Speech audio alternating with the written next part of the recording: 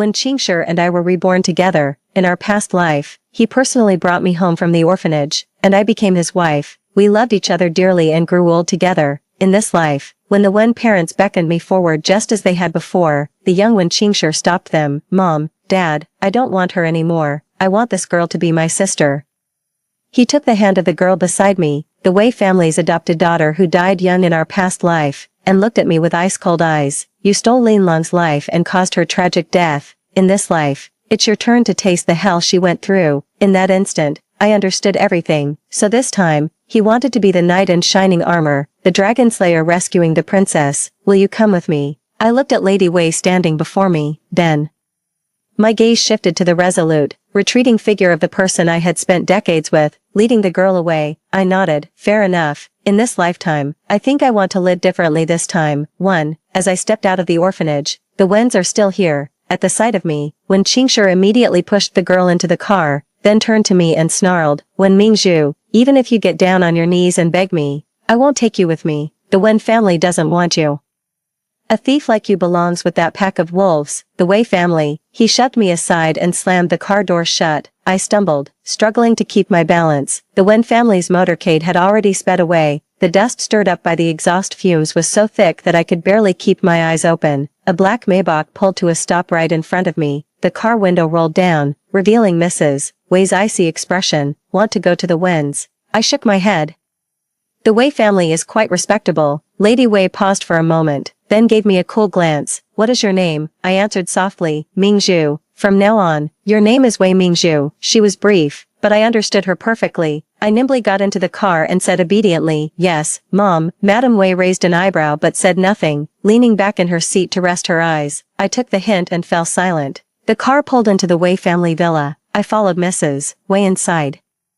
I watched her set her bag down, then casually look up as if speaking to someone. Wei Yan, this is your new sister, Wei Mingzhu. I froze for a moment. Instinctively, I looked up. My gaze met that of a boy leaning against the second-floor atrium railing. His face was even more handsome than Wen Qingshi's, almost unnervingly delicate. I had no idea how long he had been watching from there. I was taken aback. So this is what Wei Yan from the Wei family looks like, in my past life. Not long after I was adopted into the Wen family, Wei Yan was sent abroad by his family. By the time I saw Wei Yan again, many years had passed. He had already taken over the Wei family by then, but his face was marred, with that fearsome visage and his iron-fisted methods. The business world had nicknamed him Wei the Demon King. My eyes crinkled into a smile as I greeted him, brother. But Wei Yan acted as if he hadn't heard, still leaning on the railing, his expression aloof and indifferent. Don't mind him, he's not much of a talker. Mrs. Wei called for the nanny to show me around, then left. Just as I was following the nanny and about to step out the main door, as if compelled by some unseen force, I turned my head and met the boy's gaze. His eyes were pools of deathly stillness. My heart skipped a beat. Before the smile could even form, Wei Yan was the first to look away, turning and entering the room. 2. It's been over a month since I was brought to the Wei household. I haven't seen Mrs. Wei since that first day at the orphanage. Wei Yan, on the other hand, is someone I occasionally run into at the dinner table. Every time, I would sweetly call out Big Brother, but he never gave me a response. But I didn't pay it any mind, because I was incredibly busy. Although Lady Wei didn't appear, she had still packed my schedule with lessons, etiquette lessons, dance classes, horseback riding. And to top it off, it was summer vacation. I was studying from dawn till dusk. Constantly on the go without a moment's rest. Even Auntie Chen, our housekeeper, looked at me with pity in her eyes, seeing me covered in bruises from my riding falls. Miss, shall I inform Madam that you'd like to take the day off today? I put on my shoes and shook my head. That won't be necessary. When Madame Wei first brought me home, she made it clear, a child of the Wei family is born to be exceptional, even if you were only an adopted daughter. The young lady from the Wen family next door doesn't have to go through all this hardship. Auntie Chen sighed and handed me the school bag. See, they've been making a racket all morning. I heard the whole family is going abroad for the holidays. I knew Auntie Chen said this because she felt I was being treated unfairly. I feel like I'm missing out on the simple joys of childhood that I should be enjoying at my age. I stood up and took the backpack. Auntie Chen, I'm not tired. I want to learn this. To others, the Wei family might seem like a living hell, but to me, it's not like that at all. The Wei family is an old money dynasty. Their deep-rooted heritage and vast resources are things that upstarts like the Wen family could never hope to match. this is where I can truly grow and thrive. Even though the Wei family's internal dynamics are complex, the Wei family doesn't accept me. Madame Wei is critical and cold, and Wei Yan himself is aloof and distant, lost in thought. A snow-white kitten suddenly darted to my feet. It was followed by a charming, yet exasperated, woman's voice. Xiao Guai, you've got the wrong person. Come back here, brother. Help me get Xiao Guai back, please, silly girl. I stood up, holding the kitten in my arms. My gaze met that of a boy walking towards me. His face lit up with a doting smile. It was Wen Qingshi. 3. Wen Qingshi's smile froze when he saw me. His eyes filled with disgust. You actually followed me here. You just won't give up. Will you? He sneered, his malice undisguised. Don't tell me you think waiting here will make me soften. Dream on, Mingzhu. When Linlong's surprised voice cut in, interrupting him, she walked up to me, holding her princess dress, and said happily, how wonderful. I never thought I'd see you here after leaving the orphanage. Is that car waiting for you? She took the kitten and looked curiously at the car parked not far behind me. The sight of it made her face instantly turn pale. Oh my. You were really adopted by the Wei family next door. I was about to answer when my gaze inadvertently fell on the keychain hanging at her collar, and my eyes paused. When Linlang noticed my stare and, with an awkward gesture, raised her hand to cover the pendant, pretending I hadn't seen it, I nodded and said, it's the Wei family, so, your name is Wei Mingzhu now. Wei being the family name, I glanced at Wen Qingshi, whose face was flushed with embarrassment from the misunderstanding. Yeah, are all the members of the Wei family that terrifying? Is it true what they say about the Wei family's young master, that he's sick and mute? She pointed mysteriously in the direction of the Wei residence and fired off her questions. I frowned. I was just about to refute it. But when Linlang didn't give me a chance to speak, Mingzhu, are you learning how to shoot? She tilted her head and scrutinized my riding and shooting outfit. Well, I've got something to attend to. I was just thinking of an excuse to leave when Wen Qingshi impatiently interrupted. Linlang, there's no point wasting words on someone like him. Let's go. When Linlang gave a little "oh," playfully sticking out her tongue. Don't mind him. My brother isn't usually like this. He's actually very gentle. I don't know what's gotten into him today. Brother, wait for me. She gathered her skirts and hurried after him. After a moment's pause, I too turned away. Behind me, the wind carried the conversation between Wen Linlang and Wen Qingshi to my ears. Brother, the Wei family is so strict. Mingzhu is the same age as me, but she has to go to lessons every single day. I saw bruises all over her from falls. It's so pitiful. Humph. What's the use of a girl learning such things? Some people just aren't destined for an easy life, are Linlang. All she needs to do in this life is stay pretty like a little princess. A daughter of the Wen family doesn't need to suffer through such hardships. Mom, Dad, and brother are the absolute best. Suffering, is that so? So, the Wen family views hard work as a form of suffering. The corner of my mouth twitched. A past life. The Wen family parents truly doted on me, yet, they never approved of me learning any skills. I wanted to learn horsemanship and archery. They objected. Absolutely not.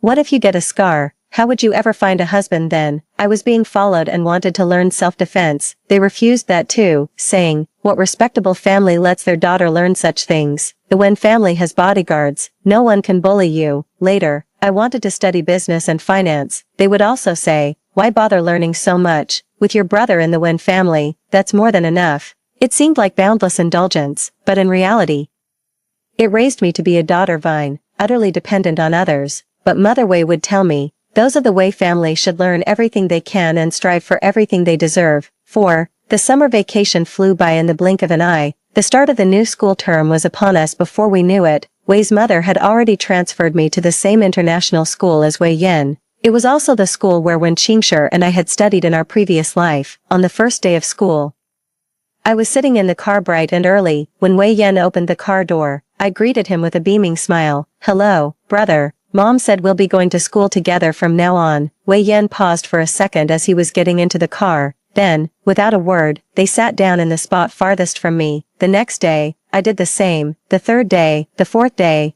2 months passed like this. To my surprise, I realized that even though Wei Yan never responded to my words, on the occasional mornings when I was late for breakfast and came rushing out of the compound, I'd find him still waiting by the car with his backpack on. I hid my surprise, smiled, and said, you're the best, big brother. As always, Wei Yan would give me a fleeting glance, then turn and get into the car without a word, except, this time, he stepped in with his right foot first. A faint smile touched my lips. What a wonderful change this is. That day, after school, I waited in the teaching building for a long time, but Wei Yan never came out, and I couldn't reach him through any of his contacts. Just as I was getting anxious, a thought flashed through my mind. It suddenly came back to me. At this very moment in my past life, a major incident occurred at the school gate. Back then, I was still buried in my studies, trying to catch up with the pace of the international school.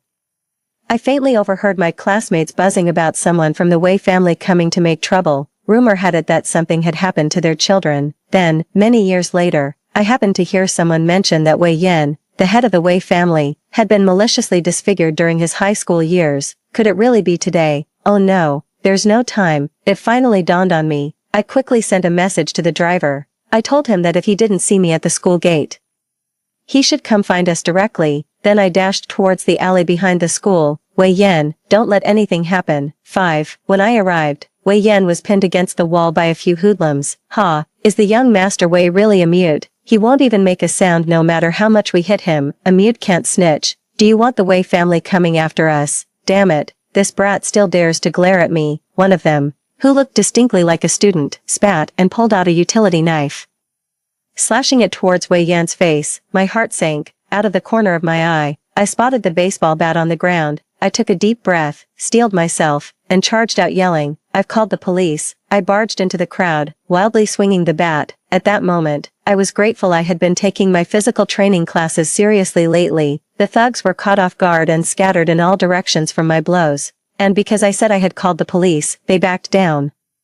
Damn it, this kid got lucky. The group of men left, grumbling and cursing under their breath. Once they were a safe distance away, I rushed over to check on Wei Yan. A bloody scratch had been left on Wei Yan's face. Thankfully, it wasn't deep, but his arms and legs were covered in wounds. Hang in there, brother. I'm taking you home. I helped Wei Yan up and tried to leave, but a sudden, brutal force kicked me to the ground. Damn it. Brother Chen, I told you this little runt was lying. Calling the cops. TCH, you little bitch, already a liar at such a young age, a mute and a liar, a match made in heaven. Ha ha ha. The man called Brother Chen was so furious that curses kept spilling out as he kicked me in the back, over and over. The pain forced me to bury my head, only to meet Wei Yan's terrified eyes. My lips trembling, I forced a smile and whispered in reassurance, brother, don't be afraid. Wei Yan's gaze suddenly froze. I shielded Wei Yan, refusing to retreat even a step. The fist from behind struck down with even greater anger. Just as the next blow was about to land, Wei Yan, who had been passive until now, suddenly sprang into action. He lunged at the person nearest to me, biting down on their hand with frenzied desperation. His sudden frenzy left Brother Chen and the others stunned for a few moments. But he was outnumbered, and was still forced to the ground. Several fists pounded mercilessly against his head and chest, and someone even pulled out an iron bar. So, was there really no way to change the outcome? Just as despair was setting in, from the mouth of the alley came the sound of voices and footsteps. Could it be the driver uncle? I struggled to open my eyes, hoping to see, in my field of vision, a pair of white sneakers came into view. 6.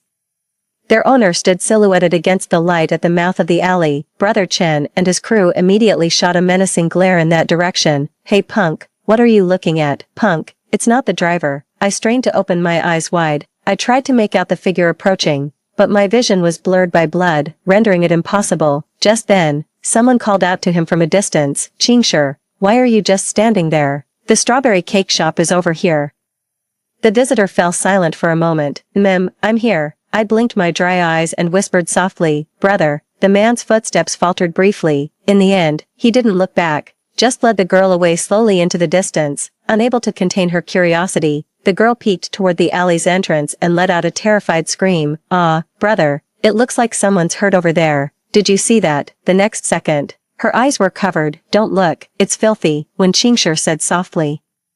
From a distance, I thought I heard him whisper, my little Lin Lang, I found you earlier in this life. I will protect your innocence. You won't have to suffer under the Wei family's torment anymore, nor meet a premature end. In a daze, I recalled his dying words in our past life, murmured over and over, it's all my fault, if only I had found you sooner. I thought he was referring to the accident that caused my miscarriage and subsequent infertility. He soothed me with a choked voice. Old man, we'll be together in the next life, and we'll have children too. So, the regret from his past life had nothing to do with me. What haunted him was that he was with me that day, which prevented him from saving Wei Linling in time. So in this life, he chose to keep her by his side. shielding her from all harm, so he didn't come here today to save me after all, he just wanted to see for himself how I, this imposter, was being tormented in place of his beloved, but in our past life. I vaguely remember hearing my classmates talk about it. After the incident involving the two Wei children, Wei Yan was sent abroad. Wei Linlang, however, was not permitted to go with him, and her standing within the Wei family deteriorated significantly. A girl who was in the know hinted at it discreetly. That day, she had seen Wei Linlang abandon Wei Yan. Wei Yan fought desperately to protect Wei Linlang, yet she didn't even look back as she fled. Yet, Wen Qingshi seemed convinced that his delicate little flower was the victim. So, does Wen Qingshi really believe that his white moonlight is all that pure and kind? I let out a soft chuckle and wiped my eyes. Then I scrambled to my feet and clung desperately to one of their legs. No matter how he kicked or cursed at me, I refused to let go. Don't you dare hit my brother, until that final breath could hold on no longer. Before my eyes, plunged into utter darkness. 7. When I woke up, a furry head was resting on the edge of the bed. The sharp smell of disinfectant made me realize I was in a hospital. Looks like the driver and the others have arrived. I tried to sit up, but the movement must have been too much. Waking Wei Yan, he opened his beautiful, peach blossom eyes and stared at me without blinking. After a long moment, he raised his hand and gently touched the bandage on my forehead. Little sister, does it hurt? It felt like it had been an eternity since I last spoke. His voice was still a bit hoarse, but it wasn't unpleasant. In fact, you could even say it was rather pleasant. Yet, I was still stunned. Wei Yan actually spoke to me. I wasn't the only one who was startled. Even Mrs. Wei, who had just pushed the door open, wore an expression of utter disbelief. Did Xiaoyan just speak? She lost her usual composure. Xiaoyan, could you say a few words to Mom too, please? Wei Yan merely glanced at her before turning his attention back to my wound. Refusing to say another word, I felt a pang of awkwardness, wanting to offer comfort but unsure where to begin. Mom, just now, brother Mrs. Wei shook her head, her eyes welling up. It's alright, take it slow. Xiaoyan needs time. She didn't say anything more. Auntie Chen came in at just the right moment, carrying a lunchbox. During lunch, Auntie Chen said the matter at the alley entrance had been cleared up.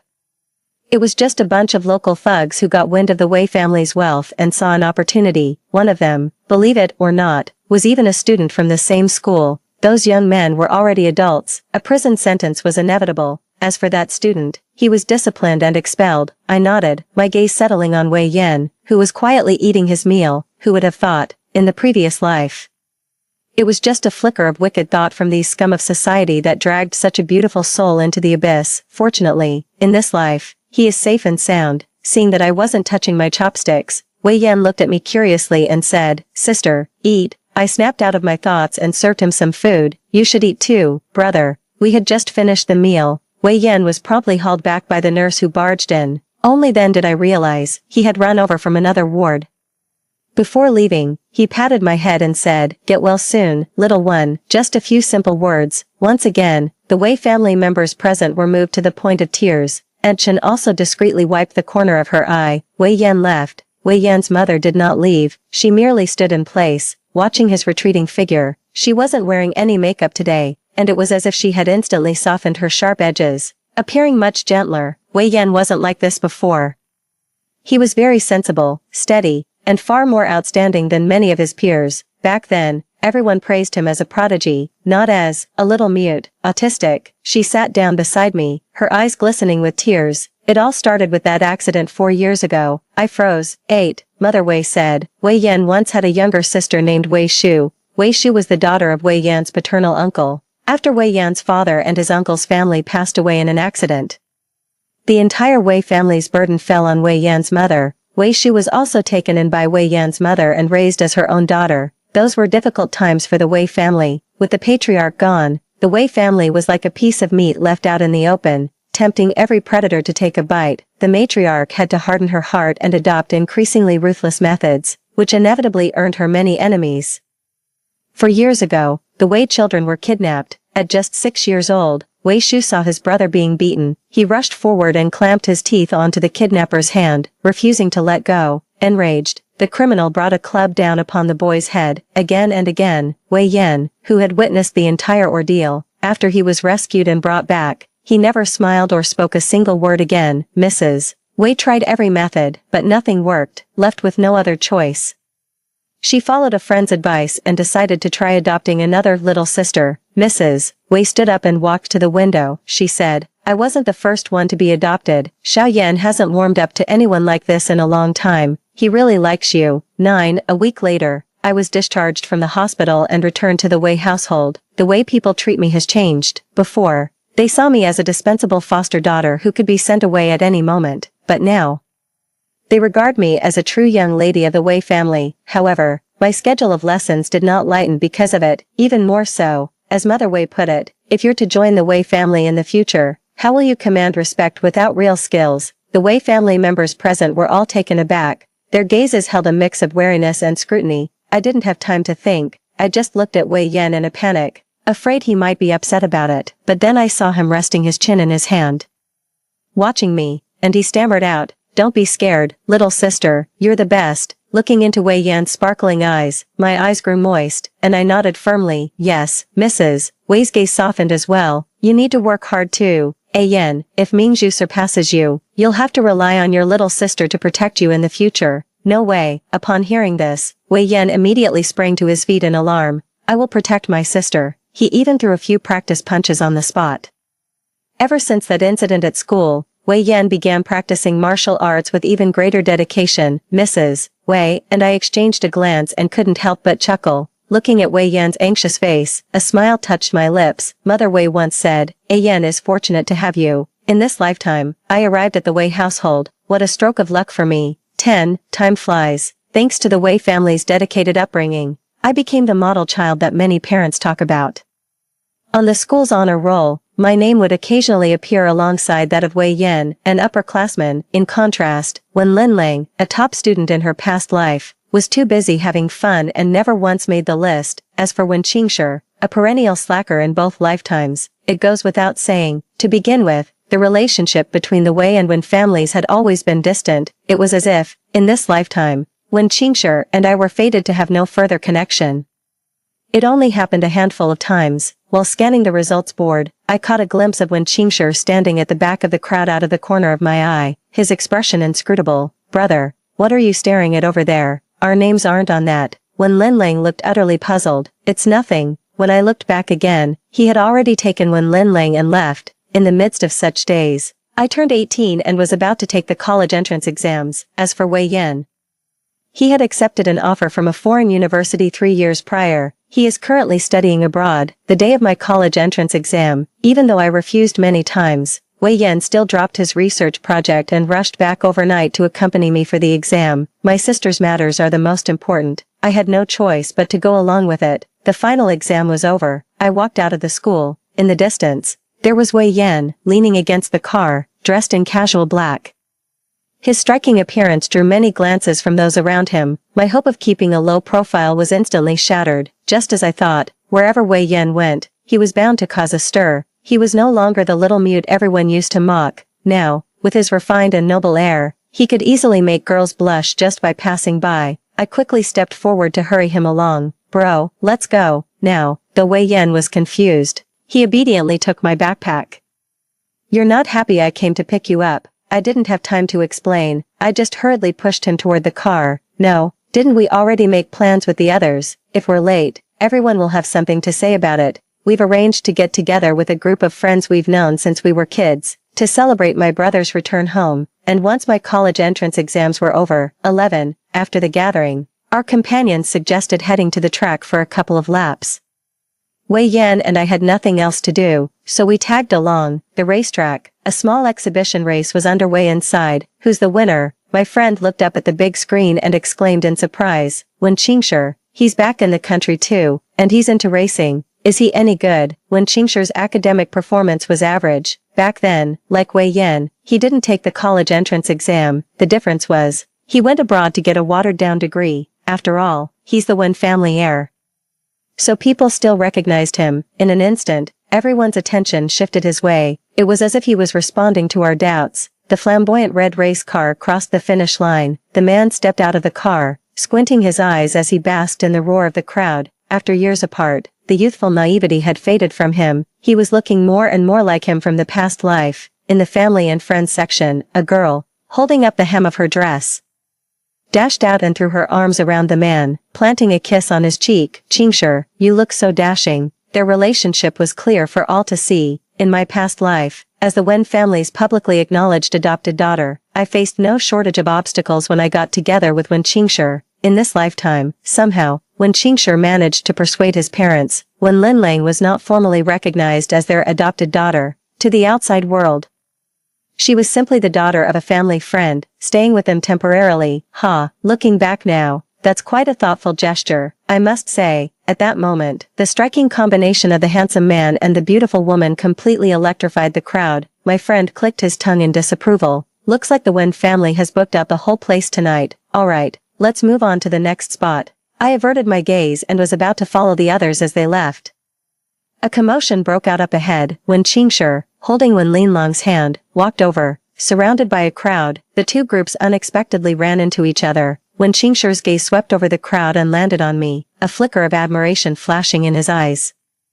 He hesitated for a moment, then, as if to avoid suspicion, he released Wen Linlong's hand. "Brother," Wen Linlang called out in displeasure, turning her head to glare at me. "Wei Mingzhu, what are you doing here?" She scrutinized me. After not seeing each other for a while, the look in her eyes suddenly turned hostile towards me. Just as I was wondering what was going on, she spoke again. "Don't tell me. You heard that Qingshi is back in the country and came specifically to watch his match." Hearing this, Wen Qingshi, who was standing nearby, paused for a moment, his gaze sweeping over me as if it were nothing, as if to say, "I knew it." I was speechless. Am I really that boring? Wei Yan also frowned. He stepped forward, his tall frame completely blocking my view. Wen Qingshi's eyes darkened as he watched Wei Yan's movement, and he finally spoke. His tone was flat. "Mingzhu, Linlang is blunt. Please don't take it to heart." "Brother," Wen Linlang refused to let it go, stamping her foot.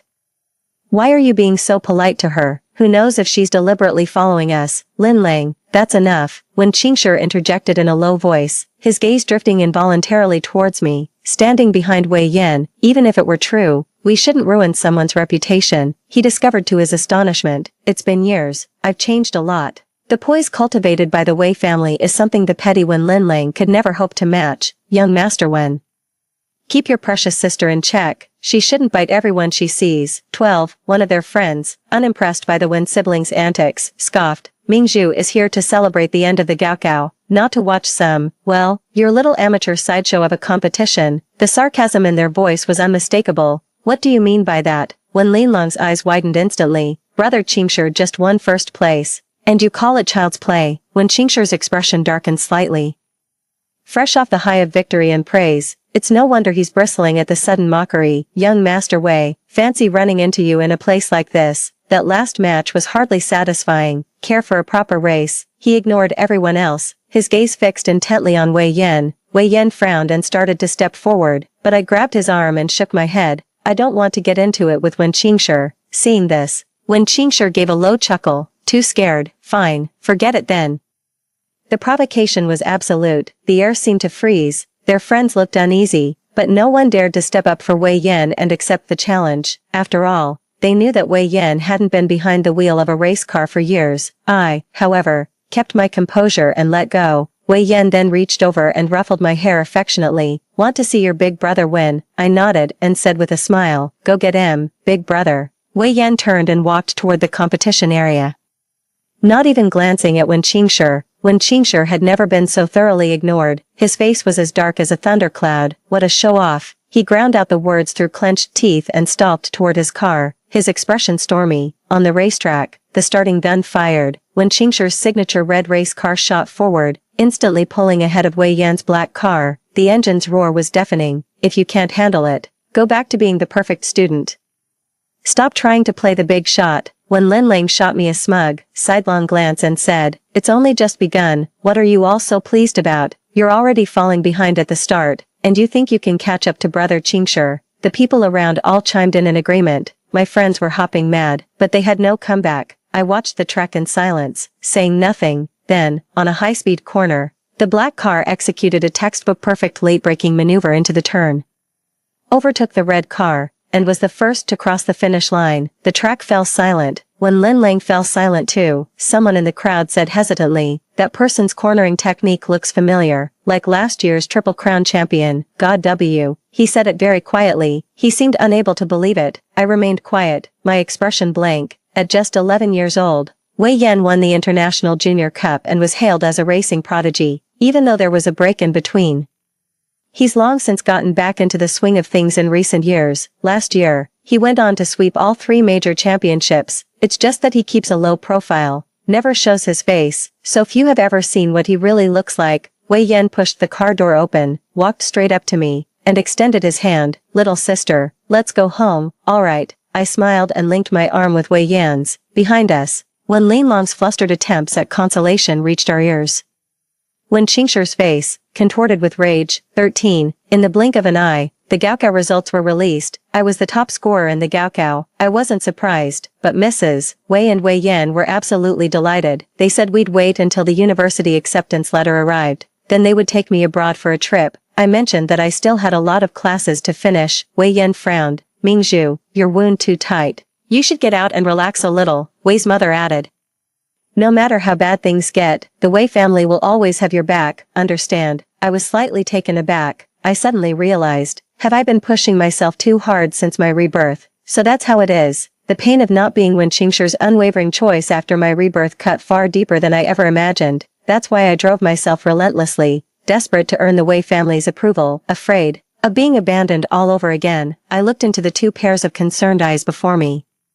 A warmth spread through my heart. I decided to go along with them. On the day we set off for the airport, I ran into the Wen family. The atmosphere among them seemed rather tense. Mr. and Mrs. Wen wore stern expressions. Wen Qingshi's face was also impassive. Wen Linlang trailed behind Wen Qingshi, uncharacteristically quiet and sullen. Wen Linlang was caught cheating on the college entrance exam. Her scores were invalidated, and now the Wen family is the laughingstock of high society. Mrs.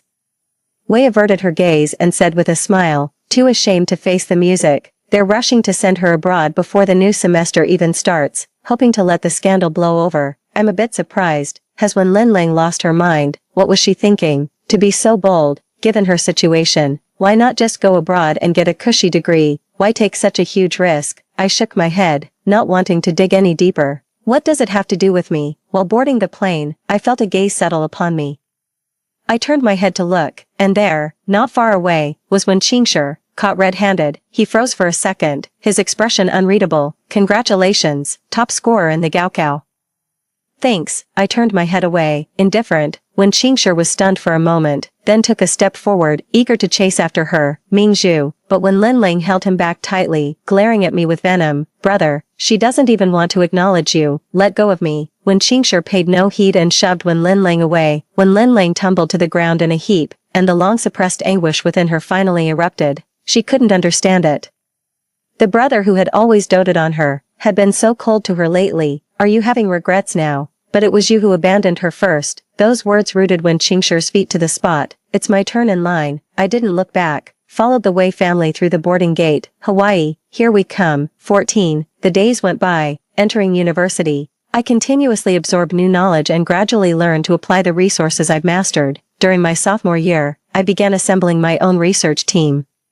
Every single member of the team was excellent, just as capable as I was. To show her support for me, Mrs. Wei entrusted me with the full operational control of a small subsidiary under the Wei family's banner. Our team's very first project was a resounding success, propelling the subsidiary to new heights. Several subsequent scientific research achievements followed. This even allowed the subsidiary to catch up with the parent company on several occasions. As a rising star in the business world, I began to attract attention from all quarters. Upon my graduation, Wei Yan returned to the country and officially joined the Wei Group headquarters. Many were waiting to see the clash between the Wei family's eldest son and his adopted sister. They assumed that since Wei Yan returned to the country and went straight into the headquarters, while I only inherited a subsidiary, I would inevitably be resentful, but I wasn't. On the contrary, I gave Wei Yan my full support. With the support of both myself and Mrs. Wei, coupled with his own exceptional abilities, Wei Yan quickly found his footing. At the same time, the Wei Group issued a statement announcing that the subsidiary under my control would henceforth separate from the Wei Group and be renamed the Bright Moon Group. That day, the fireworks on the rooftop of the Mingwei Group blazed through the entire night. Wei Yan stood beside me and said, Mingzhu, you must remember. The Wei family will always be the steadfast backing of the Mingwei Group. That's not necessarily true. I blinked and teased him with a mischievous look. Who knows, maybe one day Mingyue will be the Wei family's greatest support, brother, Wei Yan said with a smile. That's right, my little sister is the most capable. I turned my head, gazing at the neon lights below. I smiled. This was my deal with Wei's mother. Give me Mingyue, and I will always support Wei Yan, just a subsidiary. I thought you'd want something else, like half of the Wei group. At that moment, Mrs. Wei raised an eyebrow and said, who knows, even mom might agree. No, I shook my head. What I want is something that belongs only to me, something that is wholly Wei Mingzhu's. Having lived 2 lives, I am convinced, only what is completely within my grasp can truly be controlled. 15. As a distinguished graduate, I was invited by my alma mater to participate in an equestrian archery competition.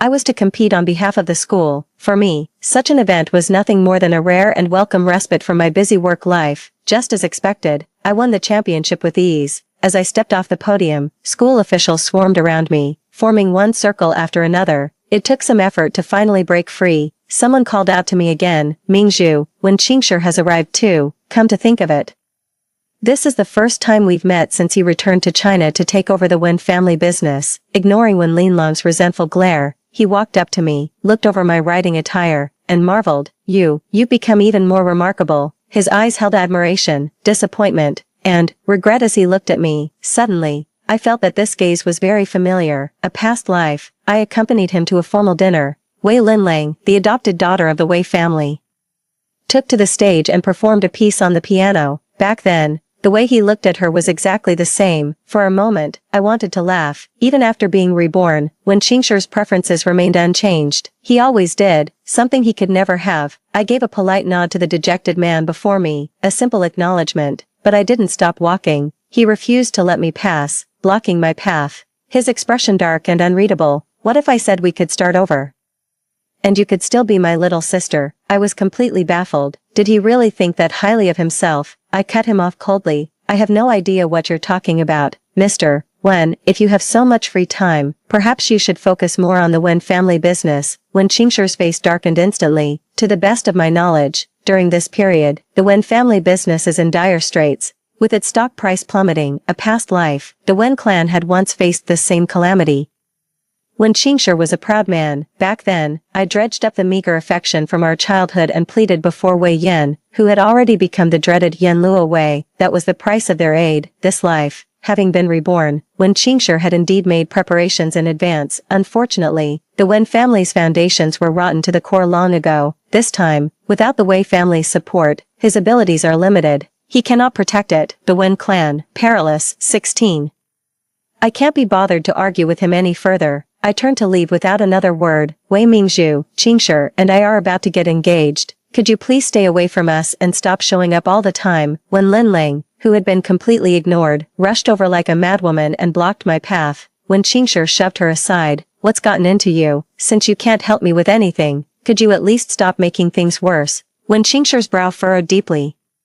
When Linlang was thrown to the ground, she stared at Wen Qingshi in disbelief, at the disgust and contempt in his eyes, until that last shred of hope within her shattered completely. I'm causing trouble. When Linlang suddenly burst into a fit of hysterical laughter, pointing first at Wen Qingshi, then at me. Wen Qingshi, you're having regrets, aren't you? What? You think she'd ever want to come back to you? She's Wei Mingzhu now. Just who do you think you are, this time? You were the one who chose me. How dare you be the first to grow tired? I finally understand. So, when Linlang is back too, that explains it. No wonder she's acting so crazy. Shut up. When Qingshi shot a panicked glance at me and pulled Wen Linlang to her feet. I'm sorry you had to witness that embarrassing scene with my sister. Did you just call me sister? We're about to get engaged, and you call me sister. When Linlang shouted persistently, when Qingshi frowned but, suppressing his anger, explained in a low voice through gritted teeth. When Linlang simply wouldn't listen, their argument grew even more heated. I pretended not to understand a thing. I hurried out of the conference hall. I didn't truly relax until I was safely inside Wei Yan's car. He asked with a laugh. What's the matter? Did you see a ghost or something? I nodded with complete seriousness. There really was one. It was terrifying. You can say that again. I can't believe I ran into them at an event. What rotten luck. 17. The Bright Moon Group is experiencing rapid growth. This was further amplified by our cross-industry collaboration with the Wei Group, a true powerhouse alliance. The results were remarkable. I became the industry's rising star. a byword for success. Nowadays, my name is on everyone's lips. She was no longer that adopted daughter of the Wei family, but Wei Mingzhu of the Bright Moon Group. As for the Wen family, however, their fortunes had declined sharply. I heard they had sold off many assets and even divested significant portions of their shares, even though, out of gratitude for their upbringing in my past life, I restrained the Wei family and the Bright Moon Group from joining the other prominent families and kicking them while they were down. It was just enough to preserve the foundation. I saw Wen Qingshi once again. It was at a project bidding meeting. I was seated on the judging panel. Wen Qingshi sat below with Wen Linlang. He glanced at me from a distance, then awkwardly averted his gaze. The once prominent Wen family had now been reduced to just one of many bidders. I looked away and paid it no further mind. During the mid-conference break, I stepped out to use the restroom while I was washing my hands.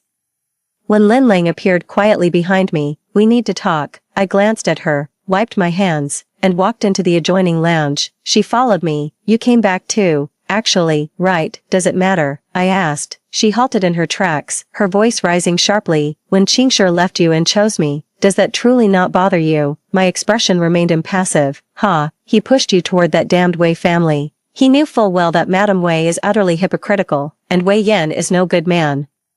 "Watch your words. So now you're defending the Wei family." She glanced at me and sneered. "Oh, I forgot. You're the esteemed Miss Wei now. You've certainly managed to make the Weiss treasure you. Quite the schemer, aren't you? Feelings are reciprocal. You get what you give." I replied calmly. "Ha, exactly. You know what? I can't stand that holier-than-thou act of yours. Why should you have it all? In our past life, the Wen family took you in. You grew up in such a blissful environment.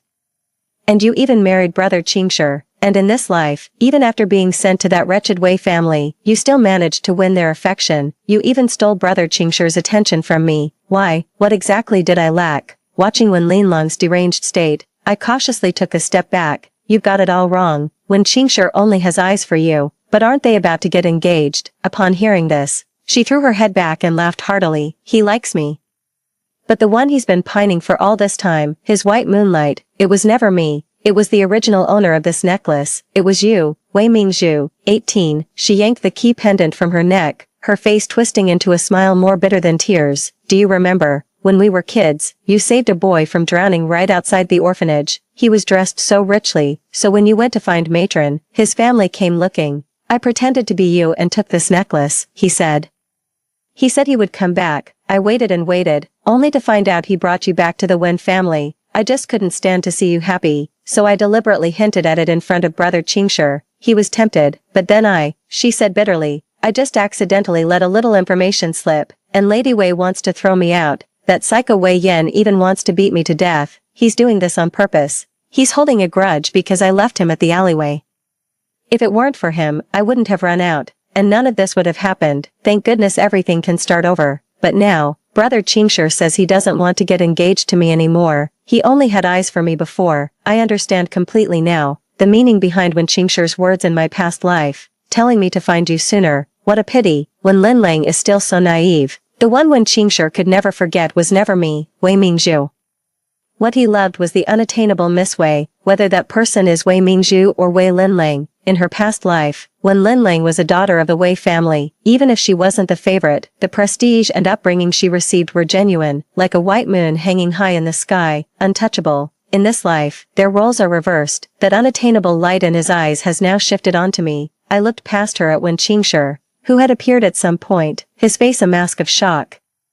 I shook my head. You're wrong. What have I done wrong? What gives you the right to look down on me and judge me? Wen Linlang's incessant chatter was cut off by Wen Qingshi's furious roar. You lied to me, you bitch. If I hadn't chosen you, how could I have ended up in this mess? His eyes were wide with fury, chest heaving as he glared fixedly at Wen Linlang. The storm broke suddenly. I rushed outside. I closed the lounge door behind me. At the end of the corridor, backlit, Wei Yan stood there as if he had been waiting for me for a long time, yet not a hint of impatience showed. I hurried forward. Let's go, brother. 19. Wen Linlang stole the Wen family's internal documents and handed them over to their rivals. The Wen family was torn apart by internal strife and nearly collapsed, because Wen Qingshi refused to marry her, and even consulted with his parents about arranging a marriage alliance for her. Wen Linlang has completely lost it, driven by if I can't have it. No one can mentality. She took a drastic turn and defected to the rival company, with less than 2 months to go before the auction, I received this news. Regarding the incident of the stolen documents, I'm not surprised, whether in a past life or this one, when Lin Long's true colors remain unchanged. Just as I thought, I heard about this from Wei Yan. Just laugh it off. Who would have thought the Wen family would be in trouble again? Wen Qingshi has been hospitalized. He was stabbed by Wen Linlang. Rumor has it, Wen Linlang didn't get far that day. She was caught by the Wen family. The Wen family had a change of heart and intended to talk some sense into her. To everyone's shock, Wen Linlang not only refused to listen, but pulled out a knife and stabbed towards her own mother, who had doted on her since childhood. It's all your fault, you old hag. If you hadn't given Qingshi that idea, he would never have agreed to let me marry someone else. When Qingshi rushed forward to block the attack, even if Wen Linlang wanted to pull the knife back, it was already too late. When Qingshi is now lying in the hospital, fighting for her life. The Wen family showed no mercy and had her taken directly to the police station. Theft of trade secrets, attempted murder. The rest of Wen Linlang's life, she will likely spend the rest of her life in prison. 1 year later, the Minghui Group has officially listed overseas. The Wei family threw a grand celebration banquet in my honor, inviting countless luminaries from the political and business worlds. With a gracious smile, I conversed effortlessly with the titans from every sector. I was surrounded and showered with compliments by the crowd. My gaze drifted unintentionally to the corner. There stood Wen Qingshi, looking thoroughly ill at ease. His suit was still well tailored, but the style was long out of date, and signs of wear were even visible at the edges. I only took a single glance. He averted his gaze. The Wen family was able to attend the banquet. This was the result of Mrs. Wen's desperate plea. Such a high-profile dinner was a gathering of influential figures. They wanted to seize this opportunity once more. Out of consideration for their past as neighbors, Mrs. Wei finally relented. The Wen family is now drowning in debt. They had long since moved out of the villa district. The time for the ball had arrived. I turned down quite a few invitations. As the guests began to disperse, I slipped out alone onto the terrace, hoping to steal a quiet moment for myself. The evening breeze brushed against my face, cool and refreshing. I was lost in thought. When Qingshi had quietly drawn near at some point, Mingzhu, he was gazing at me, utterly transfixed. You came back too, didn't you? After all the years we've spent together, you can't fool me. The night breeze seemed to pause for a second. His voice was very low. Back at the orphanage, you could have acknowledged me. Why? I turned around and looked at him calmly. I just wanted to choose a path without you. And you were doing the exact same thing, weren't you? The words struck Wen Qingshi's heart like an icy blade, piercing with perfect precision. He staggered backward, his face as pale as paper in the moonlight. His lips trembled, wanting to say something in rebuttal, but he found he couldn't utter a single word. Yes, he was the one who chose a different path first. What right does he have? Questioning me. He turned away, utterly dejected, his back hunched as if all his strength had been drained in an instant, until his figure vanished completely. I never looked away. Mingzhu, a low, hoarse voice came from behind. I turned around to look at Wei Yan. He walked over, his gaze subtly sweeping the direction from which Wen Qingshi had just departed. Then, he handed me a cup of warm honey water. Tired? He asked softly, his tone laced with genuine concern. I took the cup, gazing at Wei Yan's elegantly aloof profile. My eyes then drifted to the banquet hall, where Wei's mother was conversing gracefully with others. Not tired, I shook my head, a faint smile touching my lips as I gently rested my head on Wei Yan's shoulder. Brother, you know what? My life has truly been wonderful. I have a mother who, though strict, has always respected me. I have an older brother who always shields me from life's storms. The warmth of this moment is within reach, utterly real. All that suffering and betrayal are now in the past. This lifetime, may I shine brightly. Story 2. The day the village was swallowed up by the flood, Chen Yanli and I were separated by the flood. Many years later, we met again. I never married in my life. While he had a large family with children and grandchildren, I then learned that he had let go of my hand in the flood that year. It was to go back and save his first love, Su Hui. In order to get rid of the marriage contract with me, he changed his name in a distant place and lived a life of mutual support with Su Hui. Everyone sighed at their immortal love of the older generation, but I wasted my whole life looking for him. I passed away in depression not long after we met again.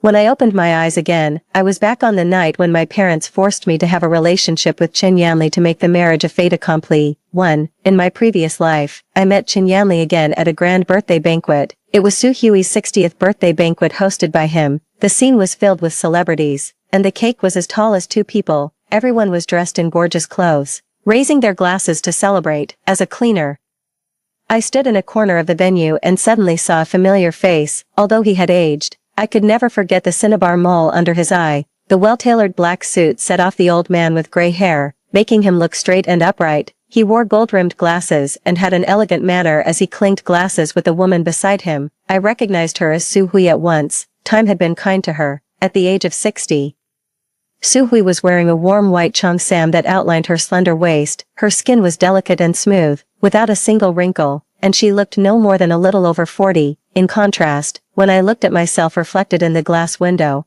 I was short and plump, with gray hair all over my head, and my face was weathered and haggard from years of exposure to the wind and sun. Looking at Professor Zhou and his wife, I finally understand what it means to help each other through difficult times and grow old together. They are like a talented scholar and a beautiful woman stepping out of classical poetry. I'm so envious. Look at the way Professor Zhou looks at his wife. His eyes are full of love. There were praises all around. But why was he called Professor Zhou? He was clearly Qin Yanli, whom I had been looking for 40 years. I walked onto the stage with trembling steps. It was only when I grabbed his hand that I knew it wasn't an illusion. Yanli, I'm Sui Yan. I've been looking for you for a long, long time. Hot tears fell. The familiar yet strange eyes under the gold-rimmed glasses froze for a moment, and then he roughly pushed my hand away. He took 2 steps back and frowned tightly. Who are you? I don't know you. This voice made me even more certain that he was Qin Yanli. Afraid that I would never see him again, I shouted desperately, I'm Lu Sui Yan. We were childhood sweethearts and had a betrothal marriage since we were young. In the flood disaster in 1999, the village was destroyed, and we were separated by the flood. I've been looking for you for 40 years. They all said you were dead. It's so good, Yanli, that you're still alive. In sharp contrast to my loss of control was the silence at the scene. Everyone was watching the show with contemptuous smiles on their faces. The person I was staring at deeply just looked at me with disgust. I suddenly realized that Qin Yanli seemed reluctant to recognize me. Whispers began to spread around. Has this aunt watched too many TV dramas? Does she think she can have something to do with the renowned literary master, Professor Zhou Yan, just by making up a story? The love between Professor Zhou and his wife is so noble. How can this cleaning aunt even mention the words childhood sweethearts? Look at her appearance. How could she possibly know Professor Zhou? She's just daydreaming. At this time, Su Hui's voice came from the side. She was as elegant as a swan and said calmly in the face of the chaos, Madam, you've mistaken someone. My husband and I have never heard of anyone named Lu Sui Yan. You've made a mistake and disrupted my birthday. If you don't leave now, don't blame us for pursuing liability. Su Hui's voice was also familiar. I was certain that they were both pretending. They just didn't want to have anything to do with me. Uncle and Aunt Chen passed away 3 years ago. They were still thinking of you before they left. I suddenly looked up and stared at him fiercely. Qin Yanli, why didn't you go back to the village and take a look? Just because you didn't want to marry me, you even abandoned your own parents. Are you still human? Qin Yanli's expression finally showed a hint of loosening. He quickly adjusted his glasses, avoided my gaze, and said angrily, I said, you've mistaken someone. My surname is Zhou. The middle-aged man who looked very much like Qin Yanli pushed me to the ground. My father can't possibly know someone like you. Security guards, come here quickly. Even the child in his arms took the opportunity to spit in my face. 2. Over the years, in order to find Qin Yanli and take care of Uncle and Aunt Chen, I had done everything I could. Because of the betrothal marriage contract from our childhood, I never married in my life. However, Qin Yanli had clearly survived the flood but never returned to the village once. He changed his name in a distant place, married Su Hui, achieved success and fame, and had a large family. I wasn't willing to accept this. The day after I was thrown out of the hotel, I printed thousands of leaflets and made public my experience of searching for someone for 40 years. Qin Yanli and Su Hui were afraid of the great impact, so they privately found me and said they wanted to make peace. They put several stacks of money on the tea table. Su Hui held her head high. 500,000 yuan is enough for your old age support. Qin Yanli sat beside Su Hui with a slight frown, holding her hand. I stared blankly. It turned out that my 40 years were only worth 500,000 yuan. Do you think it's too little? Think for yourself. Can a rural woman like you earn 500,000 yuan in her whole life? Yanli and Ian and I have already done our best. Su Hui firmly took Qin Yanli's arm. Seeing that I didn't say anything, Qin Yanli impatiently stamped his foot. It's all in the past. What else do you want?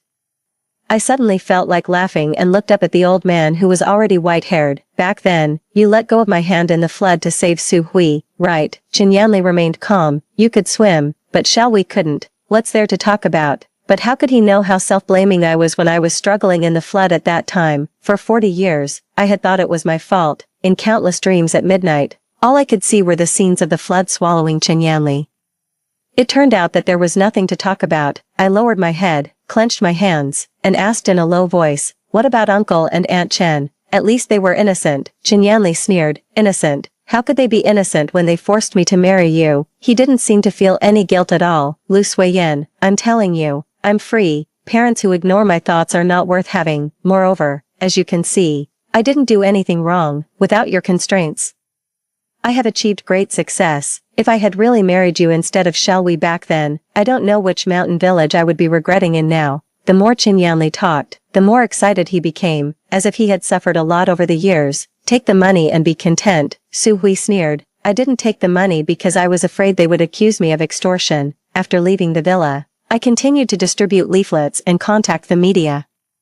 I wanted to spend the rest of my life telling the world about the evil deeds of these two people, but before I could witness their downfall, I collapsed on the Cross River Bridge as if I had burned out and never got up again. Qin Yanli and Su Hui were still regarded as an ideal couple in the eyes of the world. I became the cleaning aunt who caused a scene at the celebrity's birthday banquet and was widely spread in short videos. When I opened my eyes again, in front of me was the familiar bungalow in my hometown. 3. You two have a betrothal marriage. Why can't you sleep together? In my opinion, you should quickly make the marriage a fait accompli and let the Chen family send the betrothal gifts. The hoarse voice startled me. My father took another sip of wine. "Stop eating and go quickly." Seeing that I didn't move, my mother patted my hand. "Your father is doing this for your own good. If you don't keep an eye on Yanli, be careful that someone else takes him away." I finally realized that I had been reborn. "Are you deaf? Usually, when Yanli is mentioned, you can grin from ear to ear. Why are you being so coy now?" my father shouted. I slammed the bowl on the dining table. "Mom and Dad, I won't marry this man." My mother's eyes widened, and my younger brother's chopsticks fell to the ground. The next second, my father slapped me, but I dodged backward. "What are you talking nonsense about?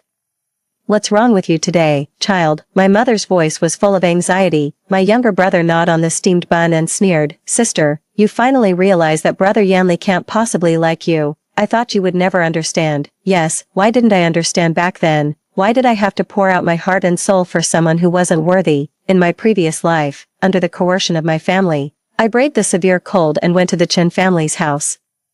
The parents of the Chen family treated me well. They took my hand and invited me to have a meal. Only Qin Yanli pulled me outside with a cold face. "Running to a man's house at night, who doesn't know what's on your mind? Are you really that impatient?" I lowered my head and stammered. "It's my father, who drove me out," he said. "He said that if I didn't spend the night at the Chen family's house, he wouldn't let me back home." Of course, Qin Yanli didn't believe me. He snorted coldly and ordered, "I've already said I'll marry you. What's the hurry? Go back." With a bang, he turned around and bolted the door. I didn't notice his undisguised disgust at all. I was excited by his vow that he would marry me. In the heavy snow, I was afraid of being beaten if I went home, so I sat in front of the Chen family's door for a long time. I didn't dare to drag my frozen legs back until the second half of the night. My father still noticed the sound of me opening the door. He slapped me several times and scolded me for being useless. Even though I was beaten, I was still happy in my heart, because Qin Yanli said he would marry me. What was there to worry about? But this time, I didn't want to suffer from the cold and be beaten, and I didn't want to belittle myself anymore. Anyway, I will never marry him. After saying that, I took 2 steamed buns and went into my room. The narrow room was full of traces of Qin Yanli.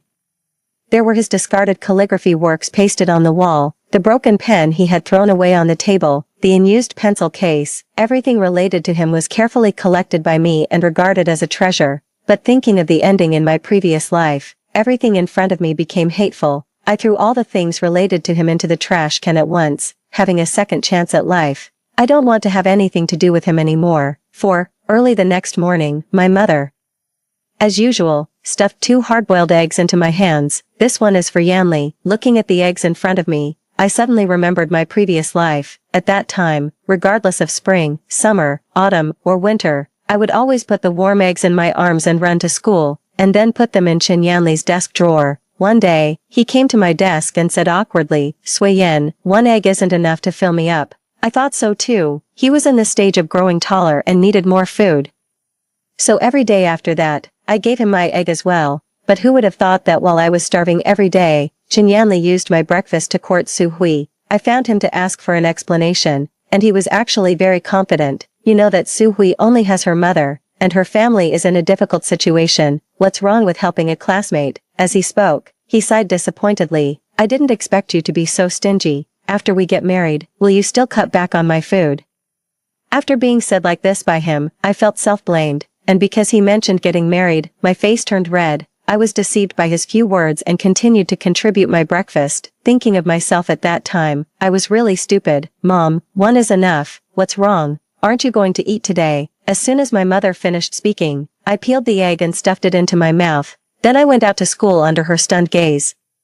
Chen Yanli arrived at the classroom a few minutes after me. He was wearing a black windbreaker and brushed off the snow on his body, behind a pair of round glasses. His brows were composed. He was tall and slender, always having an elegant and outstanding temperament that didn't match our small village at all. Chen Yanli, as usual, groped in the desk drawer, but after searching for a long time, he found nothing. He seemed not to believe it and bent down to check carefully.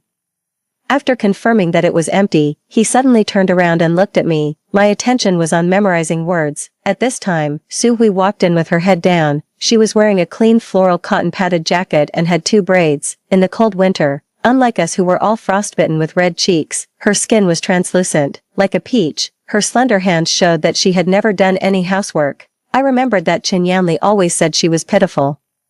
Now it seemed that I couldn't see where her pitifulness was. Although she only had her mother loved and protected her very much and would never let her do any heavy work, and I had been herding cows, gathering pigweed, and carrying well water since I was a child, and I would be slapped by my father for no reason. My hands were as rough as sandpaper. If we were talking about being pitiful, it seemed that I was the more pitiful one, right? However, Chen Yanli had never cared about me even once. It wasn't that he couldn't see it, but that he just didn't care. Su Hui clutched the strap of her school bag and walked unsteadily to Chen Yanli. Usually, at this time, he would hand her my egg, but today, there was nothing. Chen Yanli looked at Su Hui apologetically. Only then did he notice that her lips were pale and she was staggering. He realized that Su Hui had her period. 5. Sit down first and drink some of my hot water. Wait for me, I heard Chen Yanli say. Then he came to my desk, looking very nervous. "Suyen, where's my egg?" "There isn't any. There won't be any in the future either," I said, looking at the book. Chen Yanli was very impatient. "Suyen, don't be naughty. I just want my share today." As he spoke, he actually grabbed my school bag and started searching it. I was so angry that I almost exploded. I snatched the school bag back and held it in my arms. I said, "There isn't any. Can't you understand?" My voice was so loud that all the classmates in the class looked over. Chen Yanli awkwardly pushed his glasses. "It's just an egg. Is it really necessary for you to be like this? If there isn't any, then there isn't any." "An egg?" I laughed. "You and Su Hui, for 156 days, 2 eggs a day, you ate a total of 312 eggs of mine." I couldn't hold it in anymore and shouted, "Pay me back, pay me back." Chen Yanli's eyes widened. He had never expected me to treat him like this. "Suyen, are you crazy?" I grabbed his collar tightly and looked at Su Hui. "You 2 shameless people, pay me back quickly." Suddenly, Su Hui's eyes were filled with tears. She hugged her head and lay on the table crying. The classmates began to whisper, "I'd feel ashamed if I took someone else's egg for free, but she's eaten over 100 eggs and still has the nerve to cry." Suyen's family is already in a difficult situation, yet they still dared to take those eggs. He has a betrothal marriage but keeps thinking about someone else all day. I've long said there's something wrong with them. Lu Suyen really has patience. If it were me, I would have exploded long ago. The whispers grew louder and louder. Su Hui suddenly stood up, her eyes filled with tears as she retorted, "I never asked Lu Suyen for her eggs." She pointed at me angrily. "Ask her yourselves. Did I ever force her even once? She knew about my family situation and offered them voluntarily. Now she's going back on her word. How do you expect me and Yanli to face others?" I underestimated how brazen Su Hui could be, since she dared to distort the truth like this. I simply shouted, "So what if I'm going back on my word? Pay me back. Give me the money." I pushed my chair back, and Su Hui stepped back in fright. Some onlookers whistled. Ooh, the main wife and the mistress are fighting. Who's his wife? I will never marry him. I looked at that person. Qin Yanli firmly grabbed my wrist, afraid that I would rush up and attack Su Hui. Lu Suiyin, aren't you embarrassed enough? Making such a big fuss over a few eggs. You want compensation. I'll pay. He threw my arm away. It has nothing to do with Su Hui. I forced the eggs on her. She doesn't owe you anything. My brows furrowed in pain.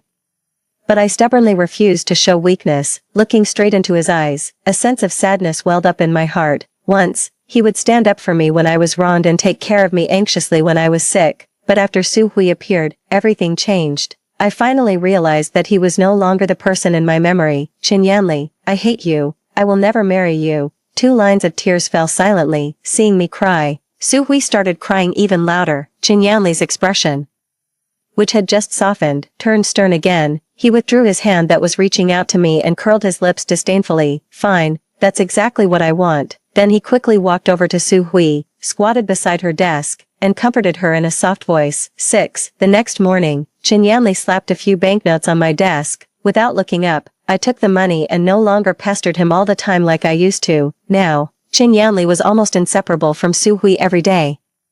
Whether it was on the way to and from school or during breaks, however, I could occasionally catch him looking at me out of the corner of my eye. It seemed that Qin Yanli had been waiting for me to change my mind. This was an era when knowledge could change one's destiny. No matter how noisy the surroundings were, I devoted all my energy to studying. In my previous life, I never had the chance to change my life. When I was in my senior year of high school, although my grades were quite good, my father said, if a girl studies too much, she'll become too opinionated and start competing with men for power. Once you marry Yanli, won't you be arguing with him every day? In my opinion, you should quit school as soon as possible and save some money for Xiaobao. Unwilling to accept this, I went to ask Qin Yanli for his opinion. At that time, he was practicing calligraphy and didn't care about this decision that could change the course of my life. He lifted his indifferent eyes and said, isn't your biggest dream to be a good wife and loving mother and spend your life with me? What's the use of studying? I didn't notice the mockery in his words. Blushing, I lowered my head and stammered in protest. I never said such a thing. My unwillingness was overshadowed by joy, so I dropped out of school in my senior year. Even my head teacher talked to me. She said I was sure to get into a good university and told me not to give up on myself. I smiled calmly and said, Teacher, for a rural girl like me, getting through high school is already quite an achievement. After that, I stayed at home to help my parents with farm work, waiting peacefully for the day when Qin Yanli would marry me. But in the end, a flood made me a widow for him for 40 years. In those 40 years, I wasted my youth and exhausted my beauty for him. Meanwhile, he had a large family with Su Hui, enjoying the happiness of family life. Reborn. I made up my mind to go to university and have nothing more to do with Qin Yanli. I did well in all subjects except mathematics, which I often failed, so as soon as class was over, I would go to ask my head teacher for help and take copious notes. I never imagined that the notes I cherished so much would be destroyed by Su Hui. 7. One day, after having lunch at home, I rushed to school without taking a break. On the way, I met Qin Yanli, the moment our eyes met at the alley entrance. He crossed his arms and sneered, thought you hated me. Can't you last a few days before coming to find me? I ignored him and quickened my pace, trying to create some distance, eager to get to the classroom and organize my notes. We walked in silence until we reached the classroom door. Qin Yanli stepped forward quickly and grabbed my arm. Lu Suiyin, let me tell you, you can play your act, but my patience has limits. If you get jilted, don't come crying to me. I raised my head calmly and said, I've already told my parents that I'm breaking off the engagement with you, not the other way around. Qin Yanli's pupils dilated. For the first time, I saw a startled expression on his face. Then he sneered, your parents are just as difficult to deal with as you are. What difference does it make if you told them? Qin Yanli didn't believe that I had given up on him, but it didn't matter anymore. In half a year, I would be admitted to university and leave him behind completely. Let go. I struggled free and pushed the door open into the classroom. What greeted my eyes was Su Hui standing in front of the trash can. She was holding my notebook and tearing it into pieces. One by one, my blood boiled instantly. I rushed up, grabbed her braids, and threw her to the ground. My precious notebook had already become shreds, stuck in the trash can and soaked in dirty water. Lu Suiyin, what are you doing? Su Hui let out a scream and got up, swinging her fist at me. I kicked her down again. Doing farm work all year round had its advantages. At this moment, for example, Su Hui had no ability to fight back. why did you touch my notebook? Why? I asked, slapping her hard. Suddenly, a powerful force came from behind, my neck was locked, and the next second, I was thrown to the side, my forehead hit the desk and chair, scraping and bleeding, dazed. I looked up and saw Chen Yanli protecting Su Hui in his arms. The girl's crying made the boy's eyes red. Has Lu Suiyan gone crazy? It's just a notebook. Do you have to be so brutal? I suddenly remembered the scene when Chen Yanli stood up for me when we were kids. Back then, he was just a little taller than me in his cotton-padded jacket. He spread his arms to protect me behind him, clenched his small fists, and threatened the second-grade boy opposite in a childish voice. Nobody is allowed to bully Suiyan, otherwise, I'll beat you up. He grew up with me as the center of his world. How could someone who once promised to grow old with me change so quickly? I bit my lip hard, and big tears fell. Only then did Chen Yanli notice the wound on my forehead. Before he could speak, Su Hui, who was lying in his arms, wailed at the top of her lungs. I didn't know it was Suiyan's notebook. I saw it on the ground and thought it was trash. I really didn't know. Perhaps Chen Yanli felt a bit guilty towards me, but I could never compare to Su Hui. He carefully examined Su Hui's wounds. When he saw the scratches on her ear, he became furious. Lu Suiyan, you're used to fetching water and carrying manure all day. You don't know how hard to hit. Can you take responsibility if she gets a scar? He punched the ground. How could someone like you be a match for me? After crying, I felt relieved. Looking at Chen Yanli's expression of frustration, I stood up, wiped away my tears vigorously, and looked at him word by word. It's you who isn't good enough for me. Chen Yanli looked up in disbelief. 8. The torn-up notes could never be retrieved. Chen Yanli and I never spoke again. When we passed each other on ordinary days, I didn't even look up, treating him like a stranger, several times. Chen Yanli found me on the way home from school and tried to say something, but I looked straight ahead as if I didn't see him. He was so angry that he shouted behind me, "Fine, Lu Suiyan, see if you can keep this act up for the rest of your life." After learning about the notebook, my head teacher called me for a talk during the break. She patted my arm and comforted me. Suiyan, there's a little over half a year until the college entrance examination. You must focus on your studies and don't waste time on those trivial matters. I smiled and said, don't worry, I won't let those awful people and things bother me. The head teacher nodded and sighed. Back then, when you said you were dropping out of school, I tried to persuade you again and again, but you wouldn't listen. I felt so sorry that I couldn't sleep at night. What made you change your mind? I smiled and said, because I want to leave here and see a bigger world, unlike me, who was fully devoted to studying. Chen Yanli and Su Hui grew closer and closer. Whenever they had time, they would stick together, doing homework, laughing, and joking. Everyone secretly mocked me, saying that the main wife had finally been discarded, but I knew Chen Yanli too well. He deliberately got close to Su Hui while secretly observing my reaction, as if he thought that if I got provoked, I would go back to being the same as before, hovering humbly in front of him. In fact, it was unnecessary. Even if they kissed in the classroom now, my heart wouldn't stir. He no longer mattered to me at all. I really didn't want to have any contact with Chen Yanli, but things didn't go as I wished. We met again a month later, at his coming-of-age ceremony. I didn't plan to go, considering how he had hurt me in my previous life. Back then, I started preparing for Chen Yanli's coming-of-age ceremony early. After finishing farm work and homework every day, I would stay up late knitting a sweater for him. It took me 5 whole months, constantly undoing and re-knitting, before I finally finished it. At the lively banquet, the villagers jeered, saying that since both Chen Yanli and I had come of age, we should get married the next year. Looking at the handsome face of the boy opposite, I lowered my head, my ears burning. Su Hui, who was sitting below, stamped her foot in anger and ran out. Chen Yanli saw this scene. In response to the teasing, he suddenly exploded and threw the sweater I gave him onto the dining table. The soup stained the white sweater yellow, and the alcohol stove instantly set it on fire. He clenched his fists, his eyes red as he glared at me. I hate white the most. Then he dashed out to chase after Su Hui. After that, there were all kinds of rumors about my humiliation in the village. How could I put myself through that again, unexpectedly?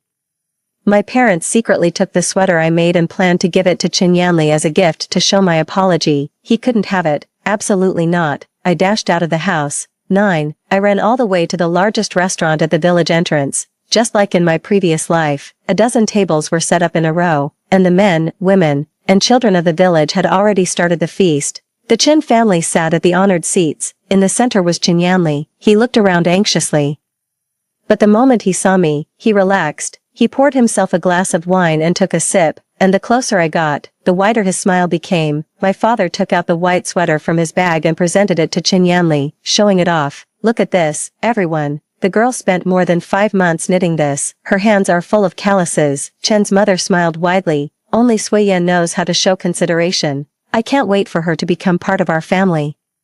My mother joined in the laughter. Chen Yanli, and Uncle and Aunt Chen, don't take what Sui Yan said these days to heart. It's normal for young couples to have some conflicts. My father quickly agreed. "That's right. I've read all of my daughter's diaries since she was a child. Every one of her wishes was to marry Yanli." Watching me approach quickly, Chen Yanli held the sweater and a disdainful smile appeared on his face. "I've never taken Sui Yan's words seriously." "Oh, Sui Yan, you're here.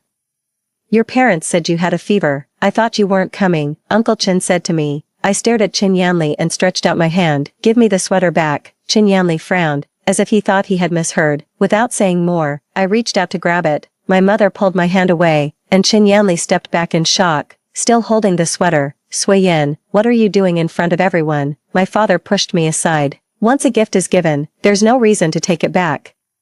Suddenly, I became the target of everyone's criticism. "This is my thing. I don't want to give it to him." "Nonsense. You spent months knitting this sweater for Yanli. Don't I know that?" My mother said with a cold face. "It's mine." Ignoring the, I pushed through the crowd and forcefully snatched the sweater back. Chen Yanli stood there, looking at his empty hands in a daze. My father was furious and raised his hand to hit me. I swatted his arm away and shouted in front of everyone, "Mom and Dad, I don't like Chen Yanli anymore." Not at all. I looked at the village chief beside me. "Grandpa Zhou, be our witness. The betrothal marriage between me and Chen Yanli is off." The lively banquet fell silent all of a sudden. Out of the corner of my eye, I saw a figure stand up. It was Su Hui. She looked at Chen Yanli with excitement all over her face, her expression full of joy. One moment, my mother was crying and saying I was out of my mind, and the next moment, she rolled up her sleeves and rushed forward. "You shameless girl. Do you think I'm deaf and haven't heard those rumors? You immoral thing. Chen Yanli and Sui Yan were in love, and it's all your fault." She cursed and went to scratch Su Hui's face. Su Hui's mother got angry and started fighting with her. Seeing this, my father stepped in to help. Su Hui cowered aside, and flying bowls and dishes hit her coat.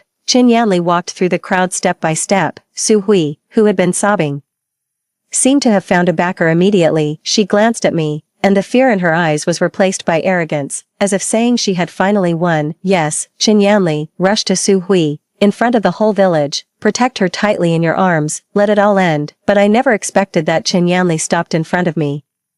His eyes were red, and his hands were shaking as he held mine. "Sui Yan, why don't you like me anymore?" I pulled my hands away. "Because you're not good enough for me." There were many laughs from the banquet. My father roared, "This is ridiculous. It would be a blessing from our ancestors if Yanli married you. How could he not be good enough for you?" Looking into Chen Yanli's eyes, I didn't waver. "You just aren't." Chen Yanli's chest heaved violently, as if he had countless words to say.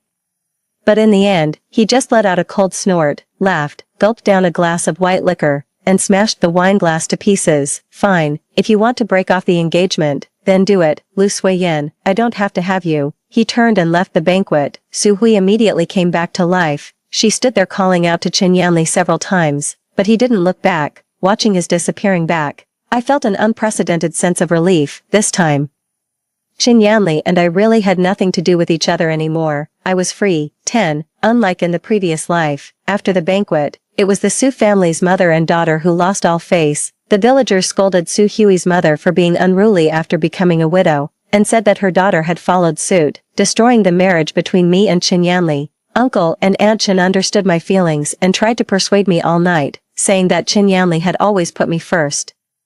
Maybe he had been a bit distracted, but it was all Su Hui's fault. Everyone was trying to persuade me, as if my life would be over without Chen Yanli. I knew I couldn't persuade them, so I simply kept quiet. Anyway, as long as I got into university, I could leave this place. Although rumors were spreading in the village, Su Hui didn't care. Now she no longer had to avoid being seen with Chen Yanli. In the classroom, she would hug his waist tightly, act coquettishly, pinch his face, and call his name in a charming voice, announcing to everyone that Chen Yanli was her boyfriend. Chen Yanli didn't say anything, tacitly accepting it, as I had expected. This should have been a huge sensation. I thought Chen Yanli would have red ears, spin Su Hui around in his arms, take her home, and always stand in front of her when being scolded by Uncle and Aunt Chen. But Chen Yanli's reaction was very cold. What was even more surprising was that after they got together, instead of becoming more affectionate, they had more and more conflicts. In the previous life, Chen Yanli went to find Su Hui after he became successful. Money could smooth over all conflicts. In this life, they got together when they were poor, and as the saying goes, poverty makes a couple miserable in everything. Su Hui thought Uncle and Aunt Chen lacked courage, unlike the parents of her best friend,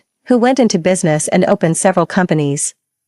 She also thought Chen Yanli was unromantic. Her best friend's boyfriend was handsome and took great care of her, while Chen Yanli ignored her after getting together with her, as cold as a block of wood. As the spring festival approached, they had a big fight in class. It started when Su Hui asked Chen Yanli to accompany her to the town to buy New Year clothes. Chen Yanli thought the final exam was coming up and studying was more important, so he refused. Su Hui was so angry that she screamed in class, hit Chen Yanli with her hands, and brought up how considerate her best friend's boyfriend was. This made Chen Yanli push her against the wall in anger. If you like him so much, then go to him. Day by day, they were like characters in a TV drama, and the classmates in the class watched with great interest, gathering around and cheering and laughing. Su Hui cried on the table again, annoyed. Chen Yanli packed his school bag and left the classroom. It was the first time he skipped class. We passed each other in the corridor. He stopped, called my name in a plaintive voice. I didn't look back. When the final exam results came out, Chen Yanli, who had always ranked first in the school, performed extremely poorly and dropped to outside the top 30. I, on the other hand, ranked 10th in the school. Holding the report card, I ran home, eager to prove the fruits of my efforts to my family, but my father didn't look happy at all. Instead, he threatened me, go apologize to Yanli and ask the Chen family to send the betrothal gifts now, otherwise, don't expect me to pay your tuition next semester. I slapped my chopsticks on the table. I've said it countless times, I won't marry Chen Yanli. My father seemed to go crazy. He picked up a shovel from behind the door and pressed it against my neck. Just because you ranked 10th in the school, you think you're amazing. Who else would want you if you don't marry Yanli? Will you marry him or not? My mother was crying and trying to hold him back, while my younger brother ate his meal indifferently. For all these years, this was how I had lived. All the good things belonged to my younger brother, and I was like an ornament, getting beaten for no reason. The grievances and dissatisfaction that had been pent up in my heart for years suddenly exploded. I shouted, just because you're my father, do you think I won't hold a grudge, you unfilial girl? How dare you talk to me like this? My father roared, his wide-open eyes full of disbelief. Why should I be filial to someone who treats me like dirt? Tears welled up in my eyes, but I refused to let them fall. I'm determined to study. I'll even sell my blood if I have to. This dispute reached the Chen family. Early the next morning, I was torn between going to the town to work during the winter vacation or borrowing money from my head teacher first. As I walked in the snow, feeling lost, suddenly someone hugged me from behind. Before I could scream, I heard Chen Yanli's voice in my ear. 11, Sui Yin, please don't sell your blood. It's very dangerous. I'm begging you. He held me tightly, his body trembling slightly, as if afraid that if he let go, I would do something stupid. After a moment of stunned silence, I broke free from his embrace. My business has nothing to do with you. I turned and walked away. Chen Yanli persistently grabbed my hand and handed me a stack of banknotes of various denominations. Sui Yin, I'll pay for your studies. Looking a bit nervous, he turned his face away. I'd broken up with Su Hui. I've thought a lot during this time. Sui Yin, I'm sorry. I was wrong. Su Hui isn't worth my love. So, his voice was barely audible. So, can we go back to the way we were? When it's time to fill out the college application forms, we can apply to the same university. I'll go wherever you go, and we can get married as soon as we graduate. Why did Chen Yanli still hold on to such illusions? I shook off his hand. What if Su Hui was worth it? Chen Yanli opened his eyes wide, as if not understanding what I meant. You only realized after dating Su Hui that she didn't meet your expectations, but what if she did? If she was your first love and your confidant, quiet, perfect, and willing to give everything for you, if that were the case, would you still be standing here today? Chen Yanli, even if I sold all my blood and it was reported in the newspaper, you'd probably just open it up and read it as news. I was calm, and as I spoke, I laughed. Chen Yanli, I know you too well. You thought I was joking when I said you weren't good enough for me. Right, no, you really aren't good enough for me.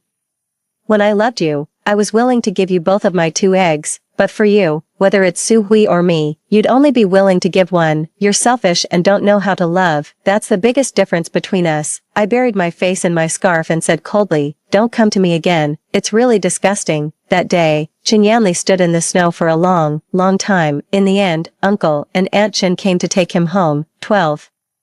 I still didn't have the courage to borrow money from my head teacher. I decided to go work during the winter vacation to save some money first. If it really didn't work out, then I'd trouble my head teacher. That night, my mother pushed open the door to my room and stuffed a small box into my arms. I'm not capable, but I'll definitely scrape together the money for you to go to school. Under the dim light, she patted my hand. Only then did I notice how rough her hands were, like sandpaper.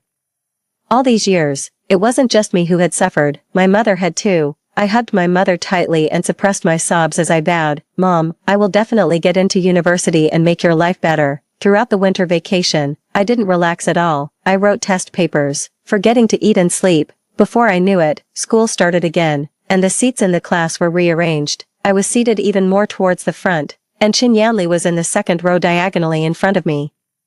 Just 3 or 5 meters away, he looked both apologetic and pleasantly surprised, and turned his head to look at me. I glanced away without responding. Now, no one could shake my determination to get into university. Suddenly, I felt a sharp tug on my hair. Su Hui had grabbed it. You copycat. Yanli doesn't like you at all. What do you mean by trying to seduce him now? Give up. You and I aren't even comparable. You're so rustic, even if you imitate me for a lifetime. You'll never be as good as me. When I turned my head, I saw that Su Hui was also wearing an orange-red padded jacket. She thought I was copying her. I didn't want to waste time explaining. I grabbed her arm, kicked her to the ground. Su Hui couldn't fight me. She just wanted to play the victim, squirming on the ground. Yanli, help me. I'm so scared. I'm going to be beaten to death. Wah. With a drama at the start of the school term, the classmates were all as excited as monkeys, gathering around and shouting, but Chen Yanli rushed to me, gently smoothing my disheveled hair with a worried look. Sui Yan, are you hurt anywhere? Don't touch me. I stepped back, hearing the commotion. Su Hui immediately got up and hugged Chen Yanli tightly from behind. You clearly told me that a rustic girl like Lu Suiyan wasn't good enough for you. What's wrong with you now? I'm prettier and more sensible than her. We're a perfect match. Yanli, please don't break up with me.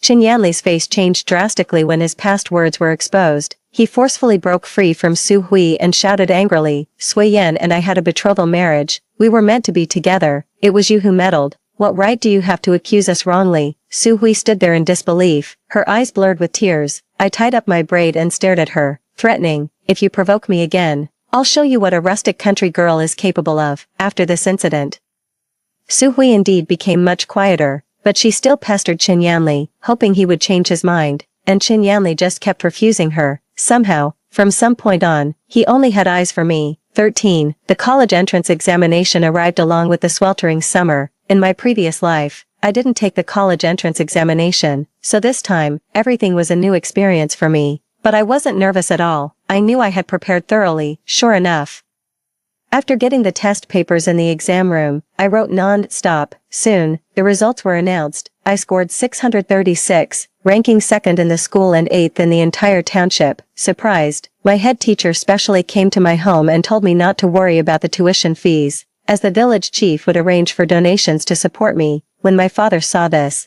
he didn't dare to speak loudly in front of me anymore. As for Chen Yanli, he was constantly pestered by Su Hui, and his performance in the exam suffered. He only scored a little over 500 points. Su Hui had never focused on studying and didn't even score 300 points. Uncle and Aunt Chen came to my home to chat, complaining that Su Hui had held Chen Yanli back. As they talked, they looked at me. Aunt Chen wiped her tears and said, I've always said Sui Yan is the best. I smiled but didn't say anything, then left the room. On the day of filling out the college application forms, Chen Yanli stood in the corridor looking dejected. When he saw that I was also going to fill out the forms, he followed me and said in a low voice, Sui Yan, which university do you plan to apply to? It's none of your business. Chen Yanli almost pleaded, Sui Yan, please tell me, even though I can't go to the same university as you, I want to be in the same city as you. I turned to look at him. Where do you want to go? Chen Yanli's face lit up with surprise. I want to go to Beijing. Sui Yan, I see. I'm not going to Beijing. Chen Yanli stood there stunned, his eyes welling up with tears. He said reluctantly, Sui Yan, do you hate me that much? Before, no matter what I did, you would forgive me. Now that I know I was wrong and I'll never hurt you again, why won't you forgive me this one last time? I wanted to say, it's not that I hate you, I just don't care anymore, but I didn't look back. For someone who was no longer important, ignoring him was enough. 14.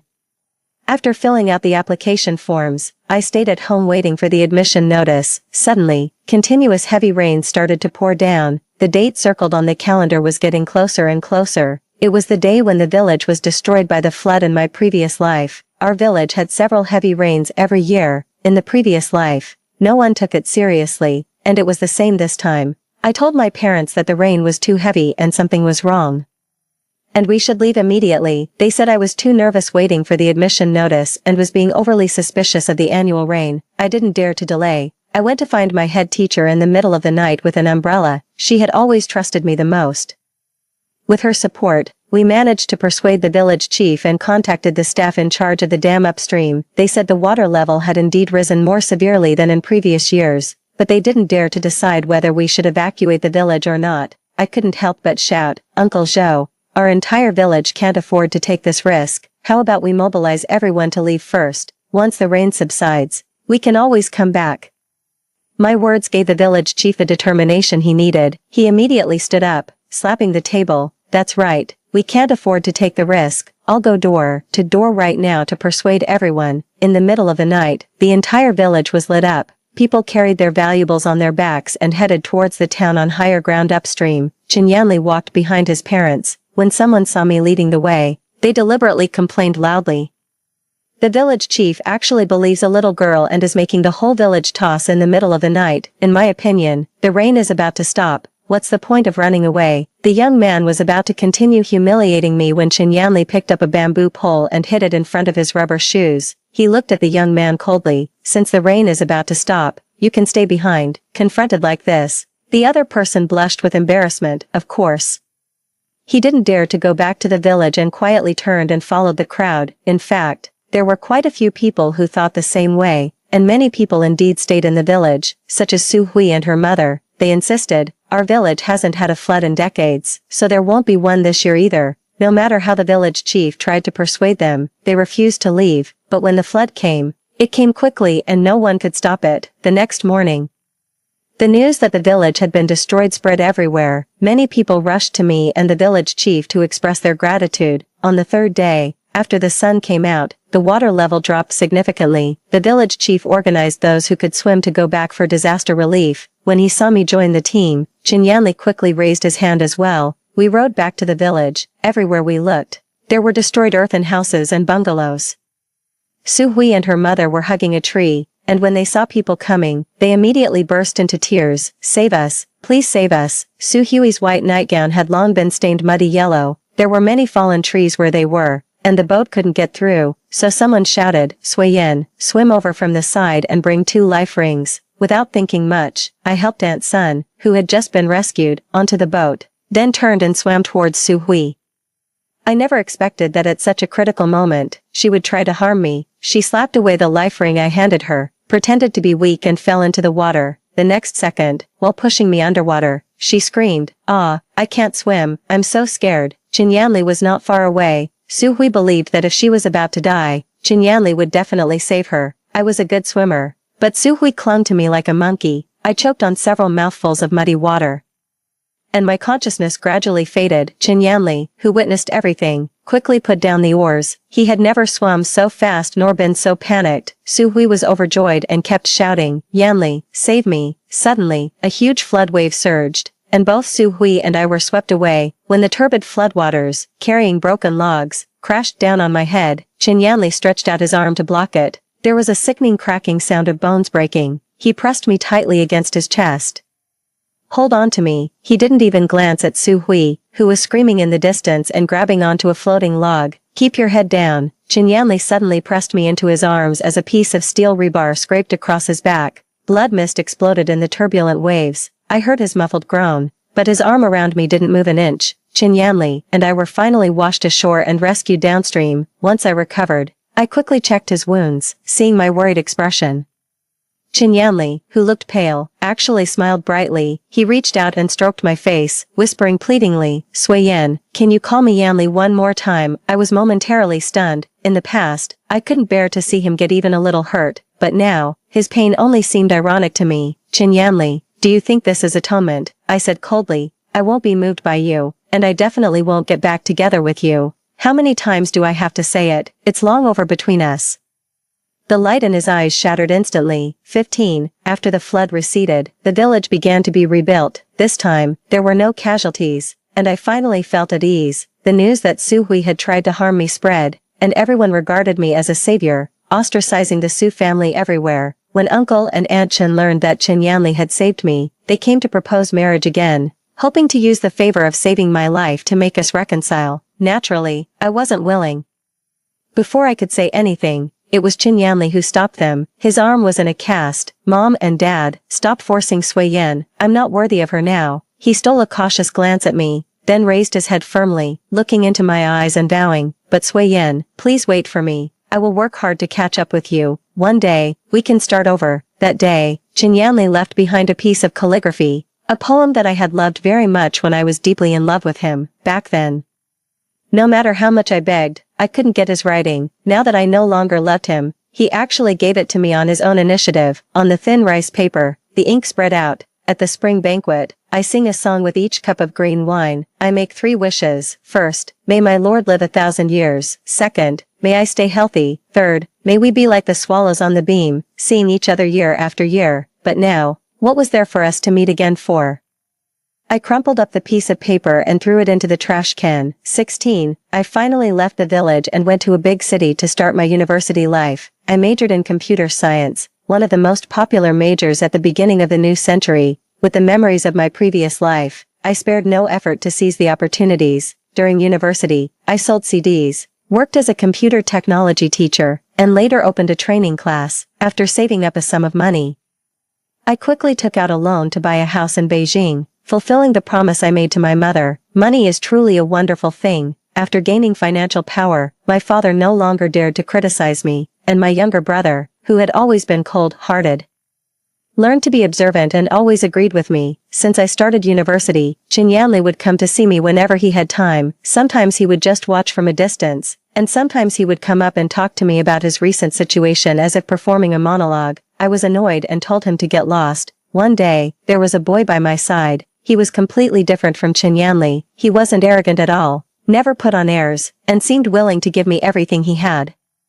When he saw the boy, Chin Yanli, who had always remained calm, finally lost his mind. He grabbed my shoulders and shook me violently. "Sui Yan, why didn't you wait for me? I've been working hard to be worthy of you. Why do you pretend not to see it?" I held back my anger. "What does your business have to do with me? Get lost. Stop interfering in my life." Chin Yanli shook his head in disbelief. The next second, Chin Yi subdued him and pinned him to the ground. "You're the one pretending.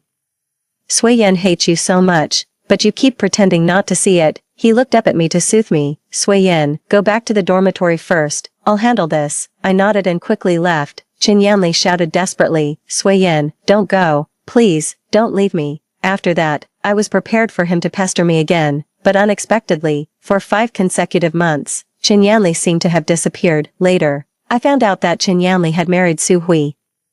It was said that after causing a scene at my school that day, Chin Yi and I called the police. He was given a major demerit at school. In a bad mood, he indulged in alcohol. In a muddled state, he ended up sleeping with Su Hui, who had come to find him. Su Hui threatened that if Chin Yanli didn't marry her, she would create a fuss everywhere and that she had plenty of ways to ruin his life. So, while still in his junior year of university, Chin Yanli and Su Hui had a simple wedding in the village.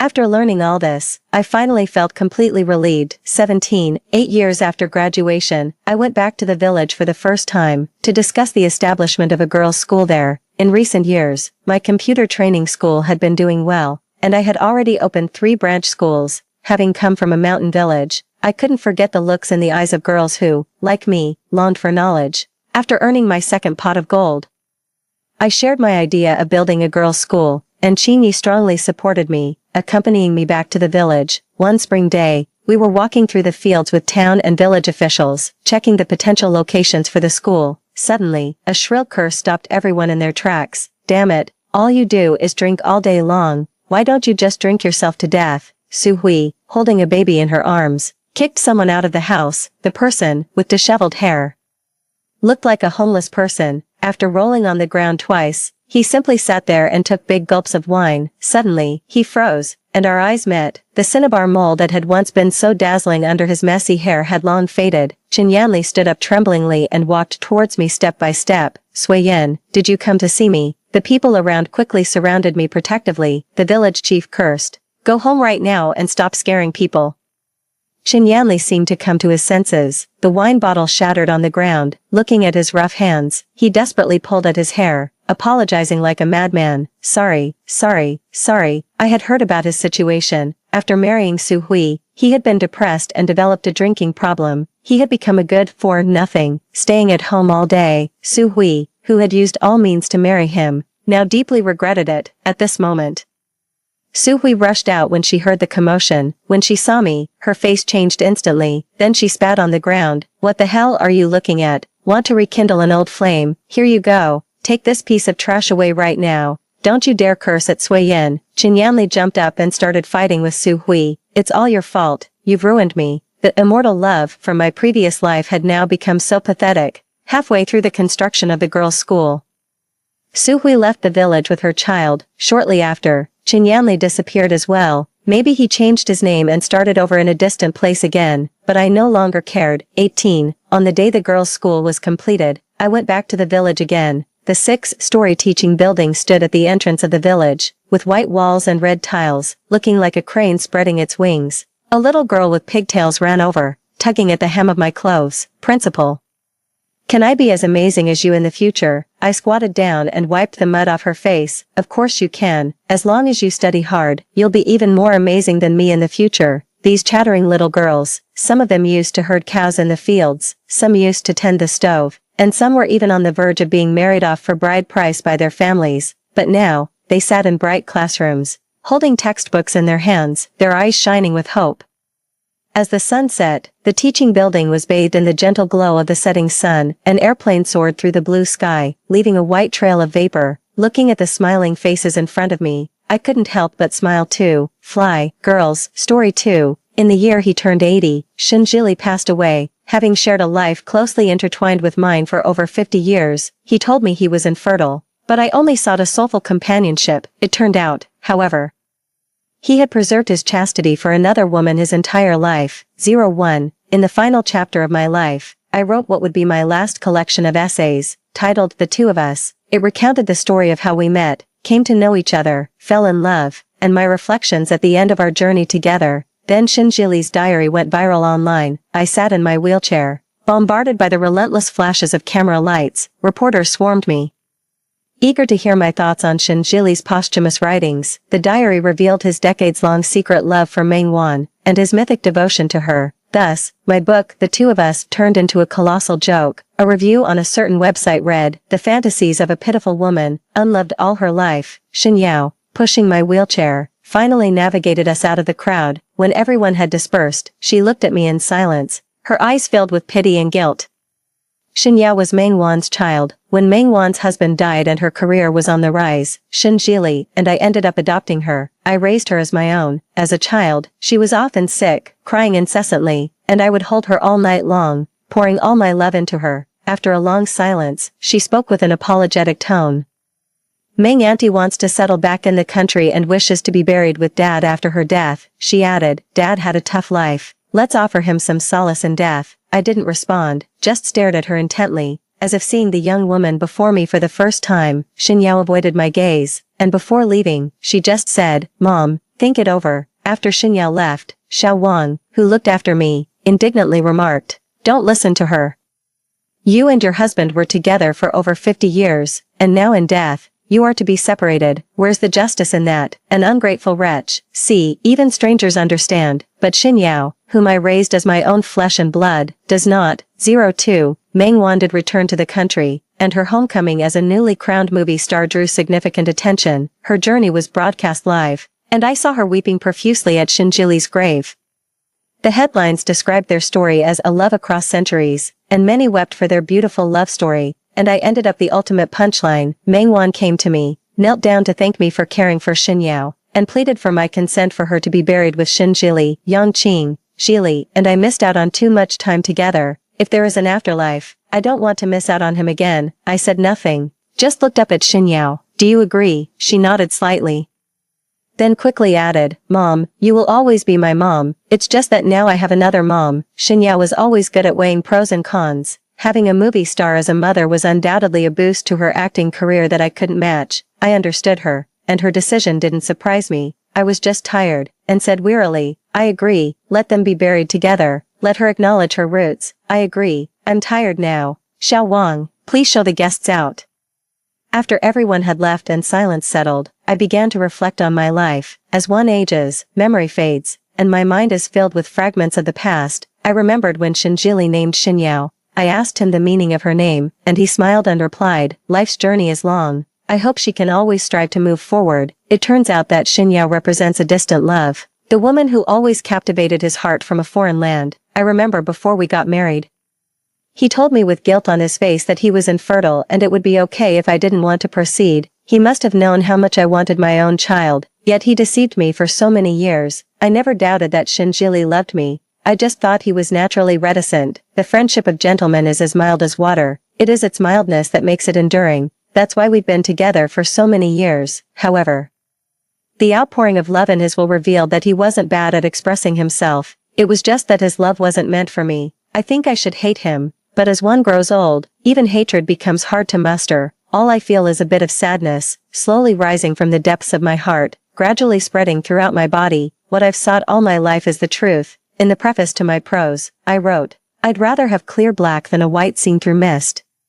Yet it turns out my whole life has been a grand lie. If I could do it all over again, this thought is so strong, like a drowning person grasping for a lifeline. Upon awakening, I found myself back to the time when Xinjili and I had been married for a year. Xinjili had been shooting back-to-back for several weeks, and now he was so exhausted that he fell asleep on the couch. At that time, he wasn't yet the globally renowned director he would become years later, just a budding young director.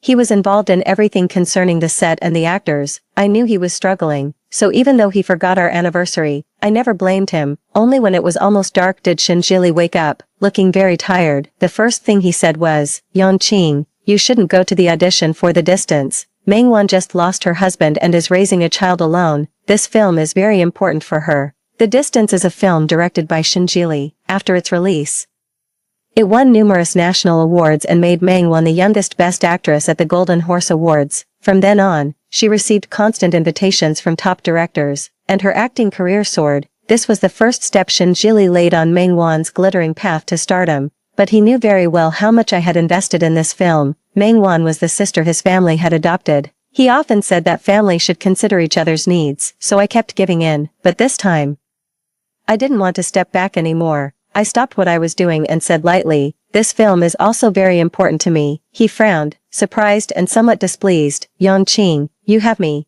There will be plenty of other opportunities, but it's different for Mengwan. I rolled up my sleeves to reveal the bruises on my arms. I've been practicing dance at the martial arts studio come rain or shine for 6 months for this role. Xinjili, what makes you think I should give up? He paused, momentarily surprised, then softened his tone and embraced me. Qing, I know you feel wronged, but Mengwan is not just anyone. Whether she is just anyone or not, she is the person you've cherished for decades. I let my sleeves fall and said lightly, I want a fair competition with her. Don't you have confidence in her? That night, Xinjili and I parted on bad terms. Every day, I immersed myself in the martial arts studio, engrossed in the characters' emotions.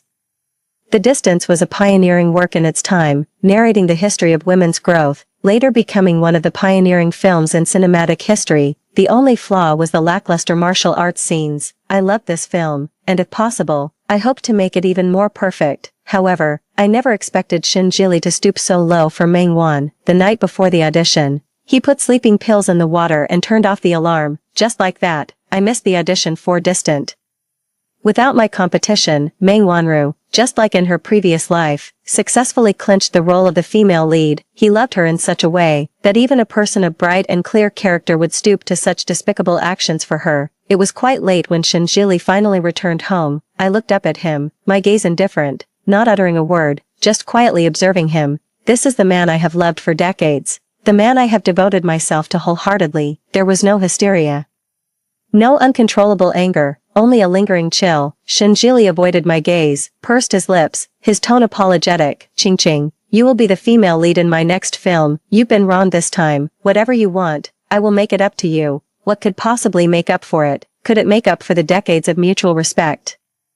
For a lifetime of integrity? Yet, I continued to look at him, neither sad nor happy. He stepped forward, attempting to embrace me, but I simply stepped aside and said calmly, I understand. I lay in bed, staring at the pristine white ceiling, filled with resentment. In my previous life, after missing out on that movie, I adopted Xinyao, and thus gave up a part of my career. When Xinyao grew older, I only took on supporting roles.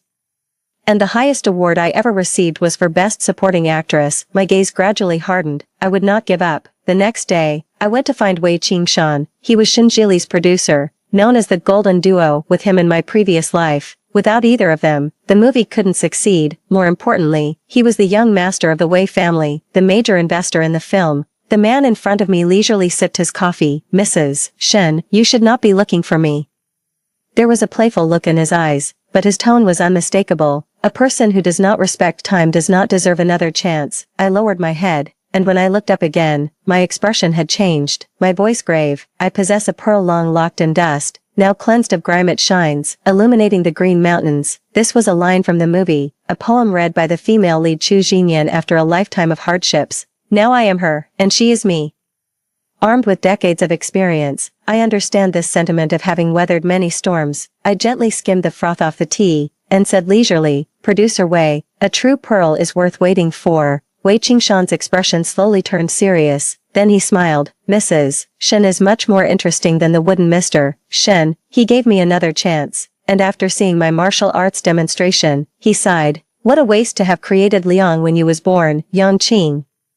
This role is meant for you. A month before the movie was set to start filming, Meng Wanru visited with her child. Her purpose this time was to ask me to temporarily take care of her child. Also, because of the care I had provided over the last 6 months, I had grown very fond of Xinyao, and the subsequent adoption followed naturally. Shinjili was cooking in the kitchen, a rare occurrence, only happening when Meng Yao visited, because Meng Yao appreciated Shinjili's cooking.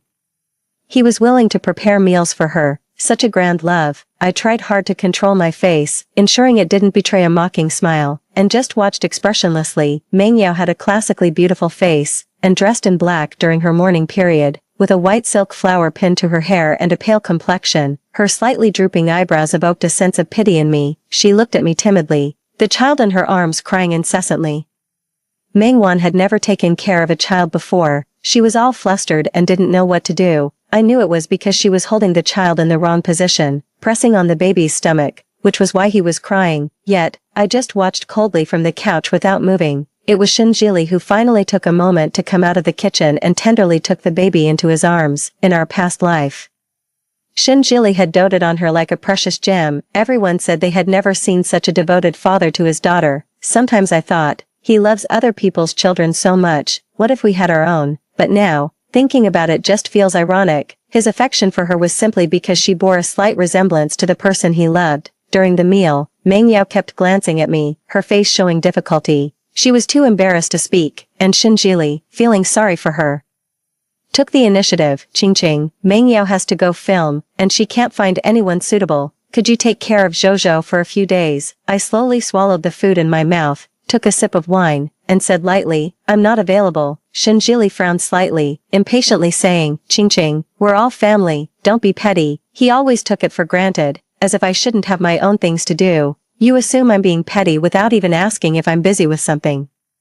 I looked up at him. He paused, his expression turning ugly. So, what are you busy with? I slowly wiped my mouth and stood up from the table. When the time comes, you'll know. I'm full now. I won't keep you from catching up. I couldn't help but look forward to seeing their expressions on the day of the filming. Ultimately, Shinjili managed to settle everything for Meng Yao, allowing her to focus solely on her role. The day of the filming began on a rainy day.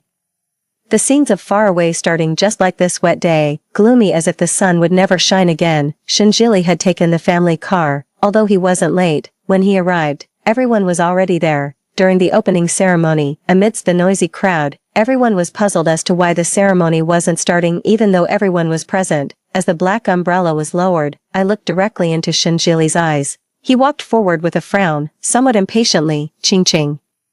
Why are you here? I'm too busy for you today. I brushed off his hand and headed straight towards Wei Qingshan. A flash of admiration crossed the man's eyes. Today's black attire was the classic look of the female lead, and he seemed very pleased. I slightly curled my lips, and Wei Qingshan clapped his hands, immediately silencing the venue. Our leading lady has arrived. Mengwan suddenly looked up at me, disbelief in her eyes. Shinjili's brows knitted tightly as he scoffed. Qingshan. I know you like to joke, but today is not the time. Wei Qingshan's smile faded, his expression serious. I'm not joking. At this point, Shinjili seemed to realize that nothing could be changed, and through gritted teeth, he murmured, Mengwan was our mutual choice for the lead. There's no precedent for changing the lead actress suddenly. Wei Qingshan's face turned stern, his tone cooling. Yang Qing is your wife. I can't believe you didn't realize she was the more suitable choice.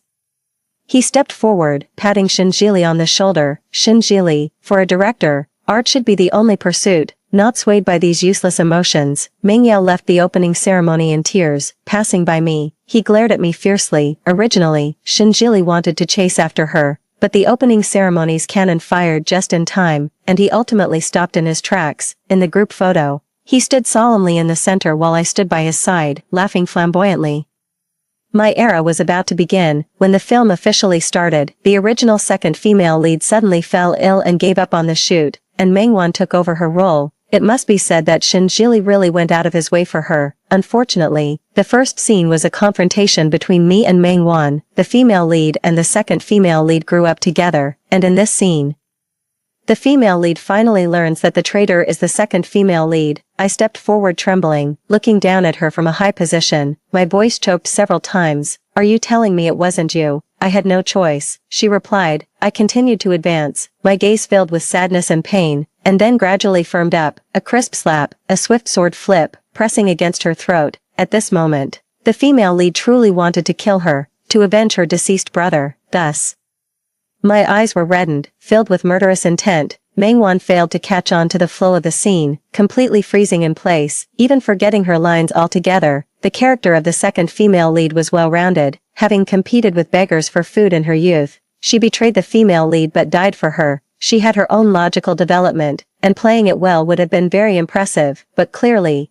Mengwan was not up to the role. Cut. After Shinjili called cut, he hurriedly checked Mengwan's face for injuries, his expression full of sympathy. He glanced at me with some dissatisfaction. Shinjili was known as the strictest director in the industry, forcing actors to endure repeated takes in the freezing cold without complaint, but Mengwan was his sole favoritism. He specifically got an ice pack and personally applied it to Mengwan. His tone as gentle as water. Wan. That was very good just now. Shall we try one more take?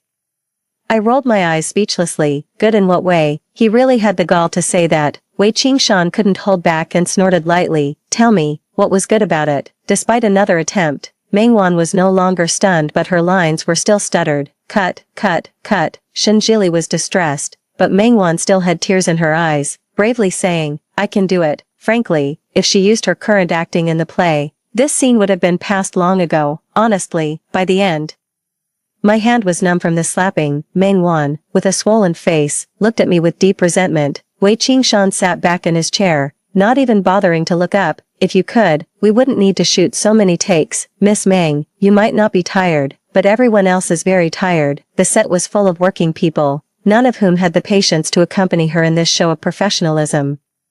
Wei Qingshan ran out of patience with Mengwan's scene and went out of town to discuss investments. Over the following days, Shinjili painstakingly coached Mengwan's acting. After a few days, the shooting progress barely got back on track. It came to the female lead's first standout scene, entering the fray with a long spear, setting a classic moment in film. For this shot, I prepared extensively, practicing daily with the stunt coordinator, but the scene Shinjili eventually presented, it was thoroughly mediocre. People often say that the camera lens has a certain warmth, and under Shinjili's lens, Mengwan always appeared as untouchable and serene as a saint, exuding a steadfast beauty. In my past life, I never believed it. I thought Shinjili loved me, even comforting myself that it was merely because Mengwan looked better on camera, because he loved her. I could never measure up to Mengwan in his shots. But why, after giving so much Do I still lose to this elusive love? After several intense scenes with long spears, I was completely exhausted. Let's stop here for today, we'll reshoot tomorrow. After everyone had left, Shinjili came over to me, frowning, seemingly puzzled, and asked, "Are you not satisfied? We've already spent too much time on this scene." I suddenly stood up, stepped forward, almost falling due to my overstrained legs. Shinjili moved to support me, but I shrugged off his hand, saying coldly, "Shinjili,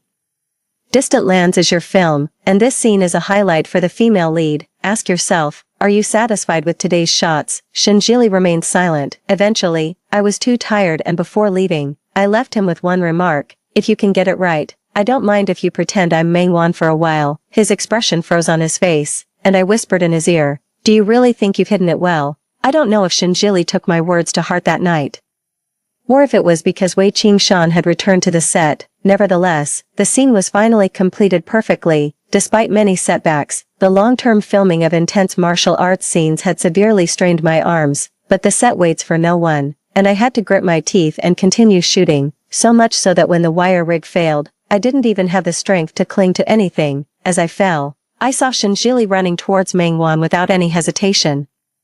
How could I not be heartbroken? I had known him for over 50 years, he was the person I relied on the most, yet I was never his first choice. When I hit the ground, I instinctively protected my face, an actor's livelihood. Distant Lands was my first step to changing my life, and I didn't want to lose this opportunity. I said I didn't care, but I was still caught in my obsessions. Everything gradually went dark, and when I woke up, I was in the hospital. Wei Qingshan was sitting by my bed. Looking exhausted, he sighed in relief when he saw me awake. After making sure I was okay, his voice rose. "Yangqing, how many lives do you think you have? Didn't the stunt coordinator teach you to protect the back of your head when falling?" I knew I had been reckless and gave him a guilty smile. He got even angrier, pursed his lips, and finally let out a deep sigh. "Yangqing, nothing is more important than your life. Rest well. You will always be the leading lady of Distant Lands." It wasn't until the evening that Shinjili came to visit me. His concern seemed genuine as he looked at me, but I still felt sidelined. I had once thought he treated Mangwan like a sister, believing it was natural for a brother to dote on his sister, but that wasn't the case. I've never brought up the reason for our divorce because, after over 50 years together, even seeing the journal in front of me, I could hardly believe it. 50 years, thousands of days and nights. He was the person by my side. At the moment of life and death, he abandoned me. And only now have I finally given up. A surge of belated anger nearly overwhelmed me. I haven't experienced such intense emotional fluctuations in a long time. Thoughts that I had deeply suppressed surged forth like madness. His diary read, "Wan, I am trying to love someone else. Qingqing is a good girl. Loving her is the best outcome for both of us, but I have failed. It turns out love cannot be forced." I often questioned myself, wondering if I really am so unworthy of love. It has been over 50 years, more than half of a lifetime. Was there ever a moment during that time when he truly had feelings for me? Yet, I ultimately asked nothing because it no longer mattered. It really didn't matter anymore. "Shinjili, after we finish filming Distant Places, let's get a divorce." Shinjili looked at me incredulously, took a step forward, and grabbed my hand. "Yangqing, I can explain." I struggled to free myself from his grasp. The touch always reminded me of my ludicrous life. A nurse walked in, frowning at his expression. "What is your relationship with the patient?" She fell and hit the back of her head, suffered a concussion. If it had been any worse, you might not have been able to see her anymore. Only now did Shinjili seem to realize the seriousness of my injury. "Qingqing, I didn't know." His tone was halting, filled with regret and fear. He hurriedly moved forward to check my injuries. His face twisted in pain when he saw the bruises. In the days that followed, Shinjili stayed by my side, regardless of my cold words. Sometimes, I would gaze at him, slightly lost in thought. In a past life, I underwent a surgery, and Shinjili postponed all his work to care for me for a whole year, which made me mistakenly believe he loved me. Love, however, cannot withstand comparisons. In front of Mangwan, I was always his second choice. 12. I recuperated in the hospital for a week. We could not delay filming Distant Places any longer, due to his guilt. Shinjili followed me closely after wrapping up the day's shoot. He seemed to think that my mention of divorce was just something said in anger. Thinking he could easily coax me, Mangwan looked at Shinjili several times, but this time he firmly ignored her. He said Mangwan was just his sister, who had been frail since childhood, and he always thought to take extra care of her. He also said that we were married and that I was his wife, and he would try to love me more. I calculated the dates in the diary. This was the time he was trying to love me. Shinjili. Love cannot be forced. His eyes struggled for a moment, but eventually settled into a faint smile. Yongqing, I will treat you well. Since he was willing, I naturally had to seize this opportunity, the chance for director Shen to personally guide me in acting. After the makeup artist finished with me, only he and I were left in the makeup room. This scene was where Chu Jinyan, emotionally disturbed and temporarily led astray, debates with the monk Lin Ning. How to be charming but not vulgar, to smile without losing dignity. I was honestly unsure. The woman in the mirror, with bright red lips and curled hair, dressed in a figure-hugging Chong Sam, did not look like me. I naturally have a stern face, with somewhat sharp eyes and brows. Such a seductive makeup was rarely tried by me. With a graceful sway, I stood up, grabbed Shinjili's tie, and pulled him closer, just inches apart. I breathed softly into his ear. You say the sea of suffering is boundless. Why not personally liberate me, master? My lips unintentionally brushed his cheek.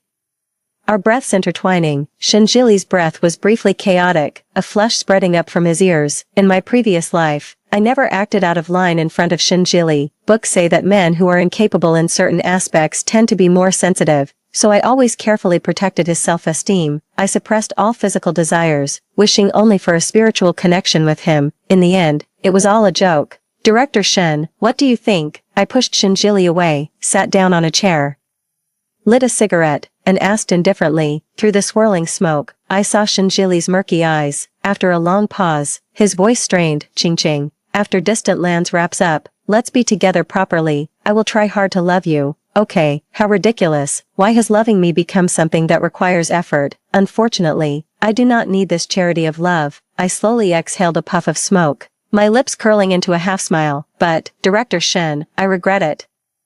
A man who have a sexual dysfunction is hardly a match for me. Unfortunately, someone happened to be passing by the door and overheard the conversation, rushing away quickly. Ironically, that person was quite a gossip, spreading the news of Shinjili's incompetence throughout the entire film industry. During the subsequent filming of Distant Places, everyone would exchange glances secretly when they thought no one was watching. Under Shinjili's stern demeanor, Distant Places was eventually completed. After coordinating the follow-up promotions, I handed him the drafted divorce papers. I spoke earnestly. Shinjili, if you truly like Meng Wan, then strive for her. Don't miss out on a lifetime's chance again. Shinjili, this is my final gift to you, freedom. At one point, I detested Shinjili so much that I could have killed him when I first learned the truth. But after more than 50 years together, our relationship had become too complex to define clearly. In our marriage, besides love and children, Shinjili had shown me all the respect and care I could ask for. Letting him go was also a way of freeing myself. However, Shinjili just quietly looked at me, his expression somewhat bewildered. I sighed, feeling that people always seem to do inexplicable things at the wrong times. Take care, Shinjili. After putting down the divorce papers, I got up and left the cafe. It was March, and the air was still chilly, the wind bringing a biting cold. I felt relieved, ready to live the rest of my life for myself. After Distant Places wrapped up, I took some time off to step out of Chu Jinyan's life. During that period, Wei Qingshan came to see me, inviting me to star in the movie The Prime of Life. The young master of the Wei family, tired of producing, was ready to act. If I remember correctly, Meng Wan gained international recognition with this film.